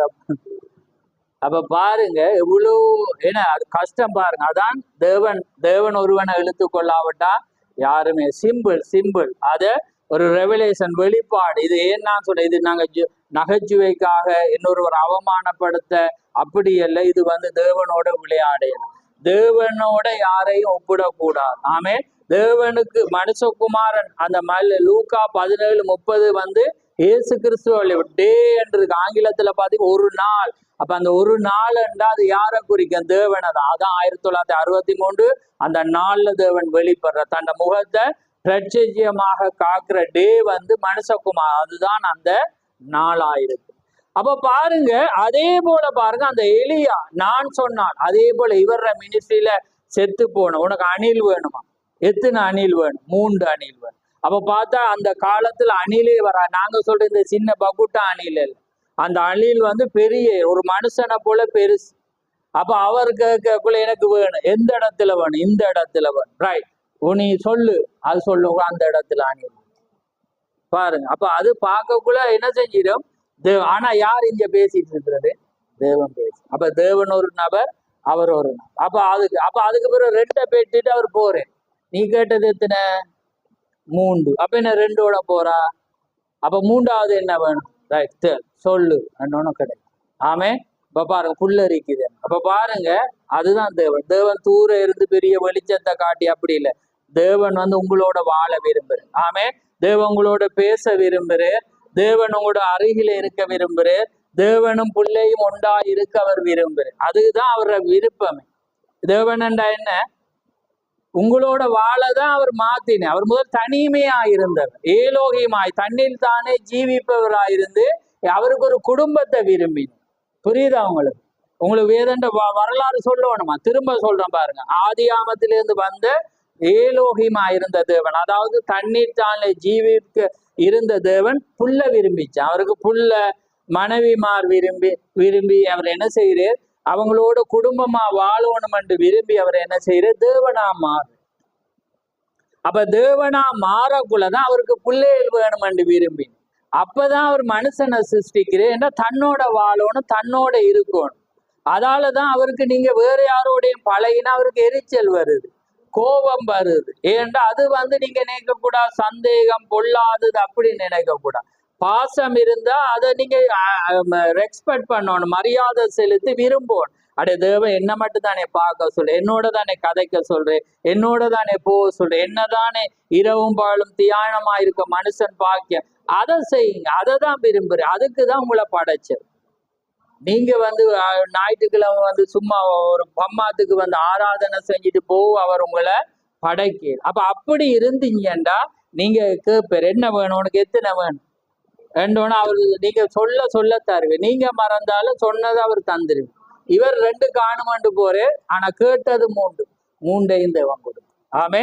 அப்ப பாருங்க ரட்சிப்பு பாருங்க எவ்வளவு அது சேலஞ்ச் பாருங்க. தேவன் அவருக்குள்ள வந்தோடனே அவர் கேட்கிற உனக்கு $1 வேணுமா, எவ்வளவு வேணுமென்றாலும் என்னத்தை வேணும் கேட்டாலும் நான் தருவோம். அப்ப பாருங்க அந்த வல்லமே அவருக்குள்ள தேவன் என்ன செஞ்சுட்டு ஊற்றிட்டு, அப்ப அவளுக்கு கேட்கிற எனக்கு ரட்சிப்பு, என்ற பிள்ளைகள் ரட்சிக்கப்படணும் உடனே on the spot. அப்ப பாருங்க ஏனென்றா அந்த எலியாவை அவள் காத்திருந்தா. அப்ப அதுல இருக்கு பாருங்க, அந்த சபை காலத்துல நீங்க அதை வாசிக்கல, நான் வாசிச்சு காட்டினேன். என்ன எலியாவை ஒரு ஆள் தேடுறான். அப்ப அவர் சொல்ல ஒரு எலியா வருவான், அவன் எப்படி வருவான், கோட் சூட் போட்டு தொப்பி போட்டு இந்த மணி நேரத்துல வருவானோட அவ வேலியில போய் பார்த்துட்டு இருக்க. அப்ப பார்த்துட்டு இருந்தோன்னா அவ என்ன செஞ்சிட்டா, அந்த டைமுக்கு இவர ஃபிளைட் லேட் ஆயிடுச்சு. லேட் ஆயினோன்னா பரிசுத்தாவியான வழி நடத்துறே, நீ போ ஒரு இடத்துக்கு போ. அப்ப இவர் நடந்து போகல பார்த்தா ஒரு ஸ்திரீ இருக்கு. அப்ப அந்த சொப்பனத்தின்படி அவ பார்க்கும்போது அப்படி என்றது. அப்ப பாருங்க தேவன் எவ்வளவு அற்புதம். அப்ப பாருங்க அந்த ஊழியமானது காரியம். அப்ப 4வது பாருங்க, பிதாக்களுடைய இருதயத்தை பிள்ளைகளுக்கு திருப்புறது யாரு? யோவான் ஸ்நானகன். அப்ப இந்த மல்கியால நாங்க பார்க்கும்போது எப்படி இருக்குது, கொமனா இருக்கு. இப்ப ஏசாயால பார்த்த அப்படி 61 ஃபுல்லா இருக்கு. ஆனா இயேசு என்ன செய்யறாரு, அணுக்கிற வருஷத்தை சொல்லக்குள்ளார நிப்பாட்டிட்டு. ஏன்னா அது அந்த டைம் அல்ல. அந்த டைம் எப்ப நடக்கணும், இந்த 2ஆம் வருகையில நடக்கும். ஏன்னா நீதியை சரிக்கிற நாள், நியாயத்தீர்ப்பு ஜட்மெண்ட் டே எப்ப, இதுதான். இப்ப மல்கியால 4ல பார்க்கக்குள்ள இதுல நிறைய பிரச்சனை இருக்கு. என்னண்டா காரியம், வேதத்துல பிழை இல்லை, ஆனா ஆழமா இருக்குது. நான் அவங்கள அப்படி திசை திருப்ப நான் வரையில. ஏன்னா இப்ப நீங்க ஆங்கிலத்துல வாசிங்க, மல்கியா 4ஆம் அதிகாரத்தை. இப்ப இதுல பாத்தீங்கன்னா எப்படி இருக்கண்டா, வாசிங் 6ஆம் வசனத்தை வாசிங்க இங்கிலீஷ்ல. இதுல தமிழ்ல பாருங்க, நான் பூமியை சங்காரத்தால் அடிக்காதபடி, ஆனா ஆங்கிலத்துல பாத்தீங்கன்னா சாபத்தால் அடிக்காதபடி. அதை வாசிங்க, அது மீனிங் ஆண்டா ஆமேன் என்று சொல்லுங்க.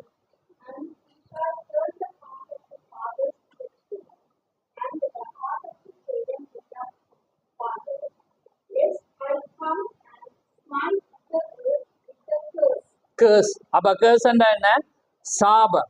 சரியா? அப்ப பாருங்க கேர்ஸ்ண்டா சாபம். அப்ப ஆனா தமிழ் வேதாமத்துல பாருங்க, நான் பூமியை சங்காரம்ண்டா என்ன, ஒரடியாவே போட்டு தள்ளு. ஆனா சாபத்துக்கும் சங்காரத்துக்கும் வித்தியாசம். அப்ப இன்றைக்கு எலியா வரக்குள்ள சங்காரம் நடக்காது.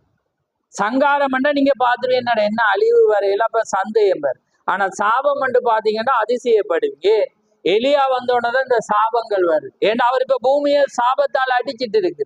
ஏன்னா அன்றைக்கு அந்த எலியா பூமியில இருக்கக்குள்ள சாபம் இருந்துச்சா, பஞ்சம் இருந்துச்சு, என்ன இருந்துச்சு, மழை இல்ல, வனாந்தரமா இருந்துச்சு. ஏன்னா எலியாட வார்த்தைக்கு செவி கொடுக்காம எலியா விட்டு மீறி எலியாவுக்கு விரோதமா இருக்கக்குள்ள தேவன் பூமியை என்ன செய்யுது, சங்காரம் பண்ணையில சாபம் கொண்டு வாரு. புரியுதாமே? அப்ப பாருங்க, அதே போலதான் இந்த எலியாட மினிஸ்டர் ரிஜெக்ட் பண்ணும்போது சாபம் பூமியில இருக்கு. அப்ப வடிவ வாசிச்சீங்கன்னா நான் வந்து பூமியை சங்கார் அதாவது சாபத்தால் அடிக்காதபடி அவன் பிதாக்களுடைய இருதயத்தை பிள்ளைகளுக்கு, இது யாருக்குன்னா உலகத்துக்கு நடக்கும். ஆனா தேவண்ட பிள்ளைக்கு சாபம் வராது. ஏனென்னா அவங்களோட இருதயம் பிதாக்களுக்கு திரும்பி ஒன்று. அப்ப அதால அவங்களுக்கு என்ன வராது? சாபம் வராது. புரியுது அவங்களுக்கு? அவங்களுக்கு வந்து என்ன வராது? சாபம் வராது. ஏண்டா இவங்களுடைய இருதயம் வந்து அங்க வர. அன்றைக்கு மோசையுடைய காலத்துல வந்து சாபம் இஸ்ரவேலுக்கு வந்துச்சா? இஸ்ரவேலுக்கு வந்துச்சா? 10 வாதைகள் வந்துச்சா? வாத, அதாவது சாபம் என்றா வாத. அப்ப பாருங்க, அந்த வாத வந்துச்சா? இல்ல. அவங்க கோசோன்ல இருந்தாங்க, இஸ்ரவேல் ஜனங்களுக்கு நெருங்கி. இல்லைன்னா அவங்களுக்கு ஒரு தீர்க்கதரிசி இருந்தா. அதே போல நமக்கு ஒரு தீர்க்கதரிசி இருக்கக்குள்ள சாபம் எங்களுக்கு வராது. எங்களை சபிச்சிட்டா எங்கட அப்ப முன்னோர்கள் செய்த சாபம் எங்களை பின்தொடருது அப்படி என்றதுக்கு கதைக்கு இடம் இல்லை. எதுக்குள்ள இருந்தா? இந்த எலியாட மினிஸ்ட்ரிக்குள்ள, எலியாவின் அபிஷேகத்துக்குள்ள இருந்தா நீங்க உங்களுக்கு வந்து அது வராது. ஏன்டா நீங்க அவனை ஏற்றுக்கொள்ளும் போது அது உலகத்துக்கு வரும். உலகம் வந்து பஞ்சமா போகும், கொள்ளை நோய் வரும், வியாதி வரும், அந்த காரியம் வரும், பல காரியங்கள் வரும். ஆனா இந்த எலியாட மினிஸ்ட்ரியில் இருக்கிற ஜனத்துக்கு அது வராது. அவங்க கோசோன்ல ஒரு தனிப்பட்ட இடத்துல அவங்களுடைய இருதயம் வந்து பிதாக்களுடைய இருதயத்துக்கு திரும்பி மூல நிலைக்குள்ள வரும். தேவன் அவங்களோட இருக்கிறபடினால அந்த காரியம் எதுவுமே அவங்களுக்கு அது வராது. டைம் போயிட்டு நினைக்கிறேன். ரைட். அப்ப பாருங்க, முடிக்க இயலாத ஒரு நிலை. ஆனா நீங்க கவனமா பாருங்க. முதலாவது எலியா, அதுக்குள்ள எலிசாவுக்குள்ள, அடுத்த யோவான் ஸ்நானனுக்குள்ள, 4வது மல்கியால சொல்லப்பட்ட வண்ணமாக அடுத்த பிரணாமுக்குள்ளாக 5ஆம் அதிகாரத்தை நான் சொல்லி முடிச்சிடறேன். வசனத்தை மட்டும் வாசிங்க. சகரியா 4 வாசிங்க. சகரியா 4 வாசிக்கப்படு. வெளிப்படுத்தல் 11 வாசிங்க. அதோட நான் முடிக்க போறேன். தேவன் உங்களுக்கு உதவி செய்வாராக. இது வந்து நாங்க இந்த மினிஸ்ட்ரி வார்த்தைகளை பகுத்தறியணும்ன்றதுக்காக நாங்க கண்டுகொண்டது. வாசிங்க. இப்ப 2 சகரியா 4:2. நீ காண்கிறது என்னவென்று கேட்டார். அதற்கு நான், இதோ முழுவதும் பொன்னினால் செய்யப்பட்ட குத்துவிளக்கை காண்கிறேன். அதில் உச்சியில் அதில் கிண்ணமும், அதில் மேல் அதில் 7 அகல்களும், அதில் உச்சியில் இருக்கிற அகல்களுக்கு போகிற 7 குழாய்களும் இருக்கிறது. இப்ப 14 வாசிங்க. அதே அப்பொழுது அவர் இவைகள் இரண்டும் சர்வ லோகத்துக்கும் ஆண்டவரா இருக்கிறவர் சமூகத்தில் நிற்கிற அபிஷேகம் பெற்றவர்கள் என்றார். ஆமென். யாரா? அபிஷேகம் பெற்றவர்கள். இப்ப 11 வாசிங்க. 11 3 4. வெளிப்படுத்தல் 11 3 4 இருந்து வாசிங்க. அப்படி என்னுடைய 2 சாட்சிகளும் 2 வஸ்திரம் உடுத்திக் கொண்டிருக்கிறவர்களால் 1160 நாளிலும் தீர்க்கதரிசனம் சொல்லும்படி அவர்களுக்கு அதிகாரம் கொடுப்பேன். பூலோகத்தின் ஆண்டவருக்கு முன்பாக நிற்கிற 2 ஒலிவ மரங்களும் 2 விளக்கு தண்டுகளும் இவர்களே. ஆமென். யாராம்? அபிஷேகம் பெற்ற. யார் அது? மோசேலி. அதை கன்ஃபார்மா பாக்குறேன். எப்படி கண்டுபிடிக்கலாம்? மத்தேயு 17ஆம் அதிகாரத்துல பார்க்கல, இயேசு மறுரூபமாகிறார், வானம் திறக்கப்படுது. வானம் திறக்கப்படக்குள்ள 2 பேர் பக்கத்துல யார் நின்ற? மோசையும் எலியா. அப்ப அது எப்படி எலியா மோசே என்றா அதுல தன்மை சொல்லப்படுது. ஏண்டா உங்களுக்கு ஒரு தன்மை இருக்கும், எனக்கு ஒரு தன்மை இருக்கும். அதே போல அவங்களோட தன்மையை வாசிச்சு பாருங்க. 11 வாசிங்க. அப்படியே 5 இருந்து வாசிங்க. 11 5 இருந்து. ஒருவன் அவர்களை சேதப்படுத்த மனதாயிருந்தால் அவர்களுடைய வாயிலிருந்து அக்கினி புறப்பட்டு அவர்களுடைய சத்துருக்களை பற்றிக்கும். அவர்களை சேதப்படுத்த மனதா இருக்கிறவன் எவனோ அவன் அப்படியே கொல்லப்பட வேண்டும். அவர்கள் தீர்க்கதரிசனம் சொல்லி வருகிற நாட்களிலே மழை பெய்யாதபடிக்கு வானத்தை அடைக்க அவர்களுக்கு அதிகாரம் உண்டு. அவர்கள் தண்ணீர்கள் இரத்தமாக மாற்றவும் தங்களுக்கு வேண்டும் போதெல்லாம் பூமியை சகலவித வாதிகளாலும் பாதிக்கவும் அவர்களுக்கு அதிகாரம் உண்டு. பாருங்க, அவங்க வந்துட்டா என்ன நடக்கும்? அவங்களுக்கு எதையுமே செய்யலாம். வானத்தின் மீது என்ன இருக்கும்? எலியாவின் ஆவிக்கு அதிகாரம் இருக்கு. அப்ப இன்றைக்கு பிரண்ணாம போய் கடவுளா சிருஷ்டிக்க எலிய அணில கொண்டு பொருத்த முடியுமா? இந்த எலியாட மினிஸ்ட்ரியில உள்ள அவ்வளவு பேருக்கும் அது இருக்கும். அப்ப பாருங்க, அவங்க என்ன செய்யணும்? வேணுமெண்டா வானத்தை என்ன செய்யலாம்? அடைக்கலாம். அணில் வேணுமெண்டா கிடைக்க. அதே நேரம் தண்ணீரை ரத்தமா மாத்தினது யாரு? மோசே செய்யறான். அன்றைக்கு என்ன செஞ்சான்? அந்த செங்கடல் அவன் என்ன செய்யான்? தண்ணீரை என்ன செய்யறான், யோர்தான்ல நினைக்கிறேன் அந்த தண்ணீரை எகிப்துல அவன் என்ன செய்தான், அந்த தண்ணீரை அதை ரத்தமா மாத்தினான். அவனுக்கு எதை நினைக்கணுமோ அவங்களுக்கு அதை செய்யல. ஒருவன் அதை சேதப்படுத்த மனதா இருந்தா என்ன நடக்கும், அவங்க கொல்லப்படுவாங்க.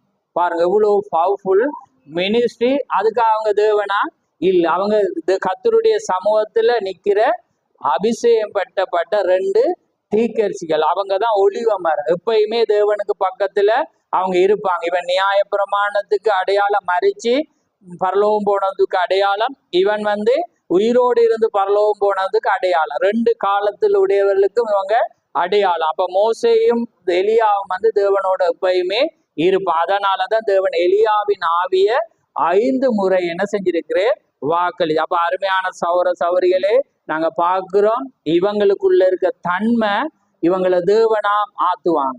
என்ன, ஆனா அன்றைக்கு தேவன் என்ன சொன்ன, பார்வோனுக்கு நான் உன்னை தேவனாக்குறேன், ஆரோன் உனக்கு தீக்கரை. யாருக்கு இவன் தேவனா இருக்கிறான், பார்வோனுக்கு. ஏன்னா பார்வோன் தேவனா தானே பார்ப்பான். நினைச்சோன்னு தூசி எடுத்து வீசினோன்னு என்ன செய்யுது, சிருஷ்டிக்கப்படுது. என்ன, அவன் சொல்ல சொல்ல என்ன செய்யுது, நடக்கக்குள்ள அது யாராமா தேவன். அப்ப பார்வோன் உடனே அவனை கடவுளாதான் நினைச்சிடும். ஆனா ஆரோனுக்கு இவன் யாரு, தீக்கஸ். புரியுதா உங்களுக்கு? அப்ப அதனால அதை கவனமா புரியும். அதே போல இன்றைக்கு உலக அஞ்ஞானிகள் தீக்கர்சியை யாராக்கிடுவாங்க, கடவுளா மாத்திடுவாங்க. ஆனா முன்குறிக்கப்பட்டவங்க யார கடவுளாக்குவாங்க, ஒருவர் இயேசு கிறிஸ்துமா. அவங்களுக்கு ரெவலேஷன், சரியான வெளிப்பாடு இருக்கும். எந்த மனிதன் பாருங்க, அறிமுகப்படுத்த வந்தவரை கடவுளா மாத்தேலுமா, மாத்தேலாம். இவர் என்னத்துக்கு வந்தவர், அறிமுகப்படுத்த வந்தவர். யோவான் அறிமுகப்படுத்த யாரா மாற்றப்படுறான், மேசியாவா மாற்றப்படுறான். அவன் சொல்றான், அறிக்கைறான், நான் அறிக்கையிட்டது மட்டும் இல்ல, மறுதலியாமல் நான் மேசியா அல்ல, நான் எலியாவும் அல்ல, வனாந்திரத்துல கூப்பிடுகிற தேவனுடைய அந்த வசனம் தான் நான். அப்ப இவர் தன்னை எப்படி அடையாளம், வெளிப்படுத்தல் 10:6, லூக்கா மல்கியா 4 இவர் அடையாளப்பட்டார். அதாவது லூக்கா 17:30 அவர் என்ன செய்யல, அடையாளப்படுத்தல. அது யாரு, தேவனாயிருக்கிறார். அதான் அன்றைக்கு தேவன் வெளிப்பட்ட நாளாயிருக்கு. அப்ப பாருங்க, அந்த 5 முறையான ஊழியத்துல தேவன் எலியாவுக்குள்ளாக இந்த அபிஷேகத்தை வைத்து, இப்ப 4 நிறைவேறிட்டு 5வதுக்காக நாம் காத்திருக்கிறோம். ஆனா அது எங்களுக்கு அல்ல, அது யாருக்கு, யூதருக்கு. அவங்க 1244 அளவும் அவங்க என்ன செய்வாங்க, தீர்க்கதரிசனம் உரைப்பாங்க. அந்த நாளை யாருமே எதிர்த்து நிக்கல. ஆமே, அவங்கள கொல்றவங்க சாவாங்க. இந்த எலியாவை கொல்ல ஆள் அனுப்புறான். என்ன, முதல்ல 50 பேர் அனுப்புறான், 50 பேரும் செத்து போயிட்டு திரும்ப ஆள் அனுப்ப என்ன நடக்குது, சாகுறான். ஏன்னா அவங்கள கொல்லையில, ஏன்னா அவங்களுக்குள்ள தேவன் அந்த வல்லமைய வச்சிருக்கிற அந்த அபிஷேகம். அதே போல தீக்கர்சியை கொல்ல வந்தாங்க, காரியங்களை செய்தாங்க. அவர் இப்படி கரத்தெடுத்தோடனே அவங்க என்ன தொப்பண்டு விழுந்தாங்க. ஆனா தேவன் அந்த டைமை தேவன் கொண்டு வரும்போது அவரோட காலம் முடிவடையுது. ஏண்டா செய்தி வரும், மணவாட்டிக்கு ஒரு ஊழியம் இருக்குது. அப்ப அந்த மணவாட்டி தான் கடைசி வாய்ஸ் ஆயிருப்பா. அப்ப தீக்கர்சி இருந்தா மணவாட்டியினால சத்தம் இடையலாம். ஆமே, இன்னைக்கு யார் சத்தம் இடுறது, மணவாட்டி தான். இன்றைக்கு எலியாட அபிஷேகம் அவளுக்கு இருந்தா அவள் தான் உரத்த சத்தமிட்டு சேலஞ்சுக்கு கூப்பிடுவா. வார்த்தைக்கு வேணுமெண்டா நேருக்கு நேரு நாங்க பேசி பார்ப்போம் வாங்கண்டா. அந்த எலியாவுடைய அபிஷேகம் பெறாதவங்களால வரையலாம். புரியுதா? அவங்க வருவாங்கண்டா அவங்களும் ஒரு வார்த்தையை கண்டுகொள்வாங்க. ஆனா இந்த ஊழியம் அழைக்கும் போது அவங்களால வரையல. ஏன்டா எலியாட ஊழியத்துக்கு முன்னால அவங்க என்ன செய்யலாது, சமபூமி ஆவாங்க. அவங்க ஒன்றுமே இல்லை, அவங்கள என்ன செய்யலாது, முறியடிக்க இயலாது. ஏண்டா தேவண்ட அபிஷேகம் அந்த ஜனத்தோடு இருக்கு. தேவண்ட வார்த்தை பட்டயம், அதுக்கு முன்னால எவனாலும் எதிர்த்து நிற்க முடியும். அதனால கர்த்தர் உங்களை ஆசீர்வதிப்பாராக. இந்த 5ஐயும் ஒவ்வொரு பிரசங்கத்துல கொண்டு வரணும். ஆனா நான் நீண்ட நாட்கள் நிலைத்து நிற்க விருப்பம் இல்லை எனக்கு. ஏனண்டா நாங்க அடுத்த கட்டத்துக்குள்ள போய் தேவன் கொடுக்கிற வார்த்தைகளை நாங்க பிரசங்கிச்சு போகணும். ஏண்டா ஜனங்கள் அந்த தாகத்துக்காக அந்த நாளுக்காக வருவாங்க. அப்ப அதுக்காக தேவன் பேசணும்ன்றதான் ஞாயிறு ஒதுக்கப்பட்ட நாள். உங்களுக்கு தெரியும், பிரசங்கம் என்றது எல்லா நாளும் எப்படியும் எடுக்கலாம். டீச்சிங் ஊழியம் ஒன்று இருக்குது. அதே நேரம் பரிசுத்தாவியினால பேசப்படுற நாள் தான் ஞாயிறு ஆராதனை.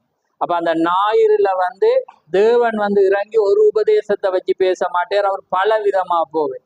அப்ப நீங்க தேவண்ட ஒழுங்க அறியாட்டி நீங்க ஊழியக்காரனை தவறா புரிஞ்சிடும். என்ன பிறகு ஒரு தலையங்கத்தை எடுத்து தலையங்கத்தையே சொல்லாமே இங்கே போய் வாரேரு. ஞாயிறு அப்படித்தான் இருக்கு. அதுதான் நீங்க கவனமா பார்க்கணும். ஊழியம் வந்து ஞாயிறு எப்படி இருக்கணும், போயா எப்படி இருக்கணும், விசேட ஆராதனை எப்படி இருக்கணும், ஸ்பெஷல் மீட்டிங் எப்படி இருக்கணும்ன்றது வரையறை இருக்கு. அங்கதான் இந்த தலையங்கத்துக்கு எடுக்குள்ள அது டீச்சிங் படிப்பிச்சு போகலாம். ஞாயிறு அதை செய்து அது தேவனுக்கு விரோதமாக நாம கடக்க வேண்டியவன். அப்ப அதனால ஞாயிறு என்பது பரிசுத்தாவியினால ஊழியக்காரன் தேவண்ட வார்த்தையோட வரும்போது தேவன் அங்க பேசக்குள்ள அது எல்லாரையும் ஊடுருவி போகும். ஆமே. அது வந்து நீங்க தலையங்கத்தை எதிர்பார்க்கல. அது ஒரு பொருள் அவர் நிலைச்சு நிற்பார் என்பதை நீங்க எதிர்பார்க்கல. அது பரவி போயிடும். ஆமே. ஆனா தேவன் நிச்சயமா தனக்கான ஆகாரத்தை ஜனத்துக்கு கொடுத்து அவர் அனுப்பும். அதனால நான் அப்படி இருக்கவே நான் விரும்புகிறேன். அதனால கர்த்தர் தாமே ஆசீர்வதிப்பாராக. எப்பயுமே பைபிளோட இருங்க, வார்த்தையோட இருங்க. அப்பதான் உங்களுக்கு புரியும். புரியாட்டி தேவனிடத்துல இருங்க. தேவன் புரிய வைக்க தேவன் ஒரு மனிதன் அனுப்புவார். ஆமே. நீங்க ஆராய போனீங்கன்னா அது புரியாது. ஏன்னா போதிக்கிறவன் ஒருவன் இல்லாவிட்டா ஜனங்களால கேள்விப்பட முடியும். இந்த காலம் அப்படிப்பட்ட காலம், நவீன காலம். அதனால ஜனங்கள் வந்து போதகர்கள் அணுகாம சர்ச் பண்றாங்க, தேடுறாங்க, செய்தியை பார்க்க அவங்களுக்கு ஒரு காரியத்தை புரிஞ்சு கொள்றாங்க. அது ஒரு வேதனைக்குரியது. ஆனா செய்தியானது எலியா மினிஸ்ட்ரி சேலஞ்சா தான் இருக்கும். அது பைபோஸுக்கு அழைக்கும், தேவன் யார் என்பதை நிரூபிக்கும். ஆனா அதை பலர் பலவிதமா புரிவாங்க. இப்ப சில நேரத்துல சில பேர் வெளியில பாக்குறாங்கன்னா இது ஒரு அரசியல் சண்டைன்னு நினைக்கிறாங்க. அதனால வந்து இது ஒரு தேவையில்லாத காரியம், அங்க ஒரு காரியம் இங்க ஒரு அப்படி இல்லை. இது வந்து வார்த்தை பிரசங்கிக்கிற சேலஞ்ச். தேவன் யார் என்பதை பிரசங்கி பாருங்க. எப்படியான ஒரு முட்டாள்தனமான ஒரு நபர்களாக இருக்கு. ஆனா பரிசுத்தாவி அவங்க பெறுவாங்கண்டா இது வார்த்தையோடு உள்ள யுத்தமாயிருக்கிறது. ஏண்டா இன்னைக்கு உருவின பட்டயம் வந்து திறக்கப்பட்டது. இது உரையில இல்லை, மூடி வைக்கிற ஊழியம் அல்ல. அது எடுத்து வந்து எப்பயுமே பயன்படுத்தப்படுற ஒரு ஊழியமாயிருக்கு. அப்ப அதனால பல பேர் பலவிதமாக சிந்திக்கிறாங்க. ஆனா தேவன் வந்து அதை அறிந்த தேவன். அதனால நீங்க தேவனுடைய வார்த்தைக்கு திரும்புங்க.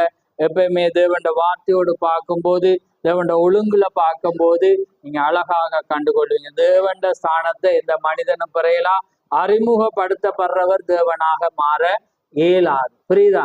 அவர்கள் வந்து தேவனாக படுகிறதுக்கு சந்தர்ப்பம் வரும். ஏன்னா அந்த மினிஸ்ட்ரியை பார்க்கக்குள்ள அது தேவனே இறங்கி செய்கிற மாதிரிதான் இருக்கு.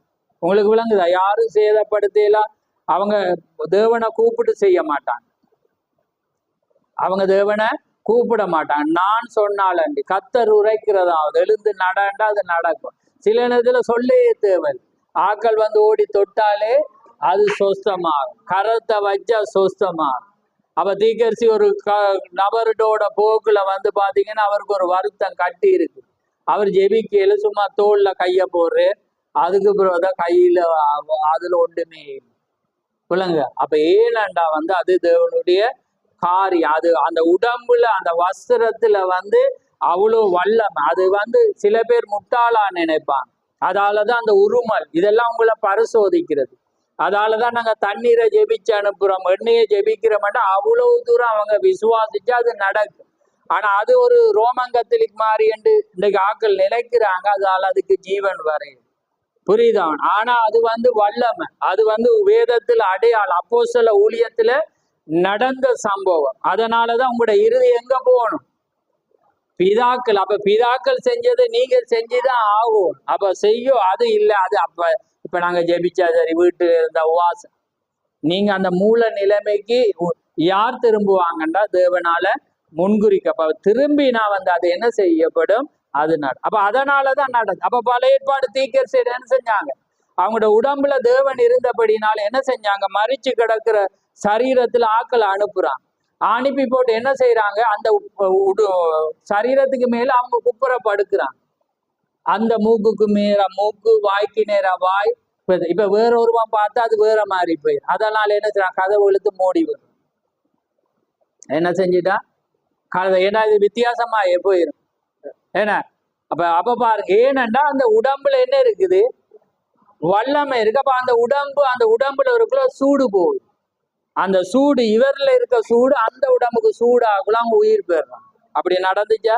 அது ஒவ்வொருவரும் செஞ்சான்.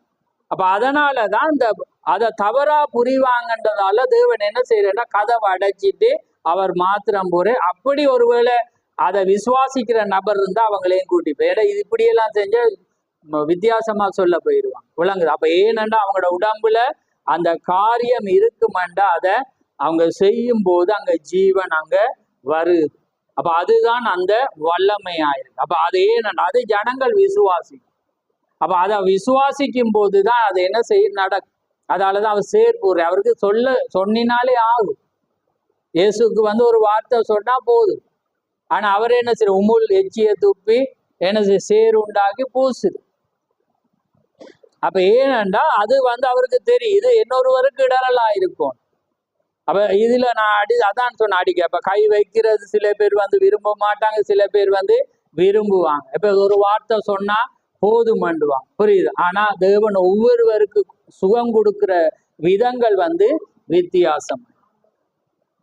பாருங்க, அன்றைக்கு அங்கிருந்தே சொன்ன ஒரு தீக்கர்சி ஒரு நாள் என்ன செய்யற, ஒரு பெண் வயிற்று வலியினால வியாதி பெற வயிற்றில் அவர் என்ன செய்யற, வயிற்றுல கைய வைக்கக்குள்ள அது என்ன செய்யறது ஜீவன். அவர் பெண்ணண்டு பார்த்திருந்தா அது கிடைச்சிருக்கு, புரியுதா உங்களுக்கு. அப்ப அதே போலதான் தேவண்ட காரியம் ஒருவனுக்கு ஒரு மாதிரி. அப்ப ஆனா அவங்க தவறாக என்ன செய்யப்படுவாங்க, புரிந்து கொள்ளப்படுவாங்க. அதனாலதான் அந்த தவறாக புரிகிற நபர்களை விட்டு தேவண்ட ஜெபங்கள் தனியாக அது என்ன செய்யப்படுது, செய்யப்படுது. அப்பதான் அங்க ஜீவன் வரும். அப்ப அது ஏனென்றா ஒருவருக்கு இப்படி அண்டுட்டு அதை மாத்தலாம். நான் எல்லாருக்கும் ஒரு முறையில செய்துதான் கிடைக்கணும்னு வேதம் இல்லை. அதான் நான் சொன்னேன். அப்ப அது அதே போல இந்த மினிஸ்ட்ரி, எலியாவின் மினிஸ்ட்ரி அவ்வளோ வல்லமையாயிருக்கு. அப்ப அது மறிச்சவங்க உயிரோடு எழுப்புவாங்க. அது என்ன சொல்றாங்களோ அது என்ன செய்யும், சம்பவிச்சா. அது ஏனென்றா தேவன் அவங்களுக்கு அவங்களோட வஸ்திரத்துல மாத்திரமல்ல அவங்களோட சரீரத்திலும் தேவன் இருப்பார். ஆமே.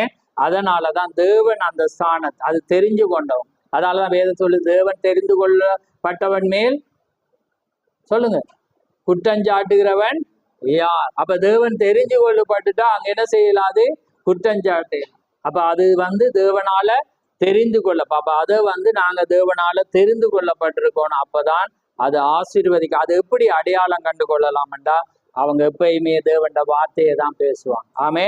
அவங்க எப்பயுமே தேவனை தான் என்ன செய்வாங்க, முன்னிலைப்படுத்துவாங்க. ஆமேன். அதனால கர்த்தர் உங்களை ஆசீர்வதிப்பாராக. நாங்க யாவரும் கண்களை மூடுவோம்.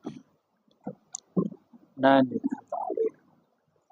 நன்றி ஆண்டவரே, மக சோதரம் சோதரம் ஆண்டவரே, சர்வலவரே கோடான கோடி சோதரம். அப்பா பிதாவே மக சோதரம் சோதரம் சோதரம். மகாபர்ஷமுள்ள பிதாவே, இந்த மகிமையான இந்த நேரத்துக்காக உமக்கு ஸ்தோத்திரம். ஆம் கர்த்தாவே, இந்த மகிமையான நேரத்திலே ஒரு ஆழமான காரியங்களை ஆண்டவரே நாங்கள் பேசும்படியாக நீர் கொடுத்த ஸ்லாக்கியத்துக்காக உமக்கு ஸ்தோத்திரம். ஆம் கர்த்தாவே, இது எவ்வளவு ஒரு அருமையான ஒரு நேரமாயிருக்கிறது. நாங்கள் பேசும்போது எங்களுடைய இருதயம் நொறுங்குண்டதுமாக மாறுகிறது.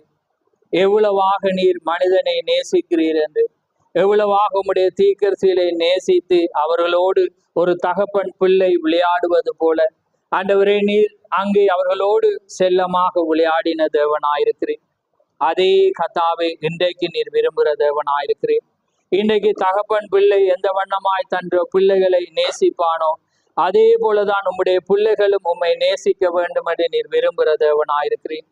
அதனாலே ஆண்டவரே அப்படியாக அவர்கள் இருக்கும்போது நீர் அவர்களுக்குள்ளாக வரும்போது அவரிடத்திலே அந்த வல்லமை உண்டு என்று நாங்கள் அறிந்திருக்கிறோம். ஜனங்களுடைய அந்த விசுவாசம் அந்த வண்ணமாக திருப்பவே இன்றைக்கு நீர் ஒரு எலியாவை நீர் அனுப்பின தேவன். ஏனென்றால் அது மூல நிலைமைக்கு அது திரும்ப வேண்டும், அது மூல நிலைமைக்கு அது வர வேண்டும். அதே போல் அப்போஸ்தலர்களுடைய விசுவாசம் எந்த வண்ணமாய் இருந்தது என்று நாங்கள் அறிந்திருக்கிறோம். ஒவ்வொருவரும் அந்த சுகத்துக்காக வாசல்களிலே காத்திருந்தார்கள், வஸ்திரங்களை தொட காத்திருந்தார்கள், தேவனுடைய அந்த வார்த்தைக்காக அங்கே காத்திருந்தார்கள். அவர்கள் பேசும்போது அங்கே சுகம் கிடைத்ததை நாங்கள் பார்க்கிறோம். அதனாலே கர்த்தாவே அந்த வண்ணமான ஊழியத்தை இந்த நாட்களிலே நீர் எங்களுக்கு கொடுத்திருக்கிறீர். அப்படியாக ஆண்டவரே நாங்களும் அந்த மூல நிலைமைக்கு திரும்ப நீர் கிருபை செய்யும். போதிக்கப்பட்ட வார்த்தையை ஆசீர்வதியும்.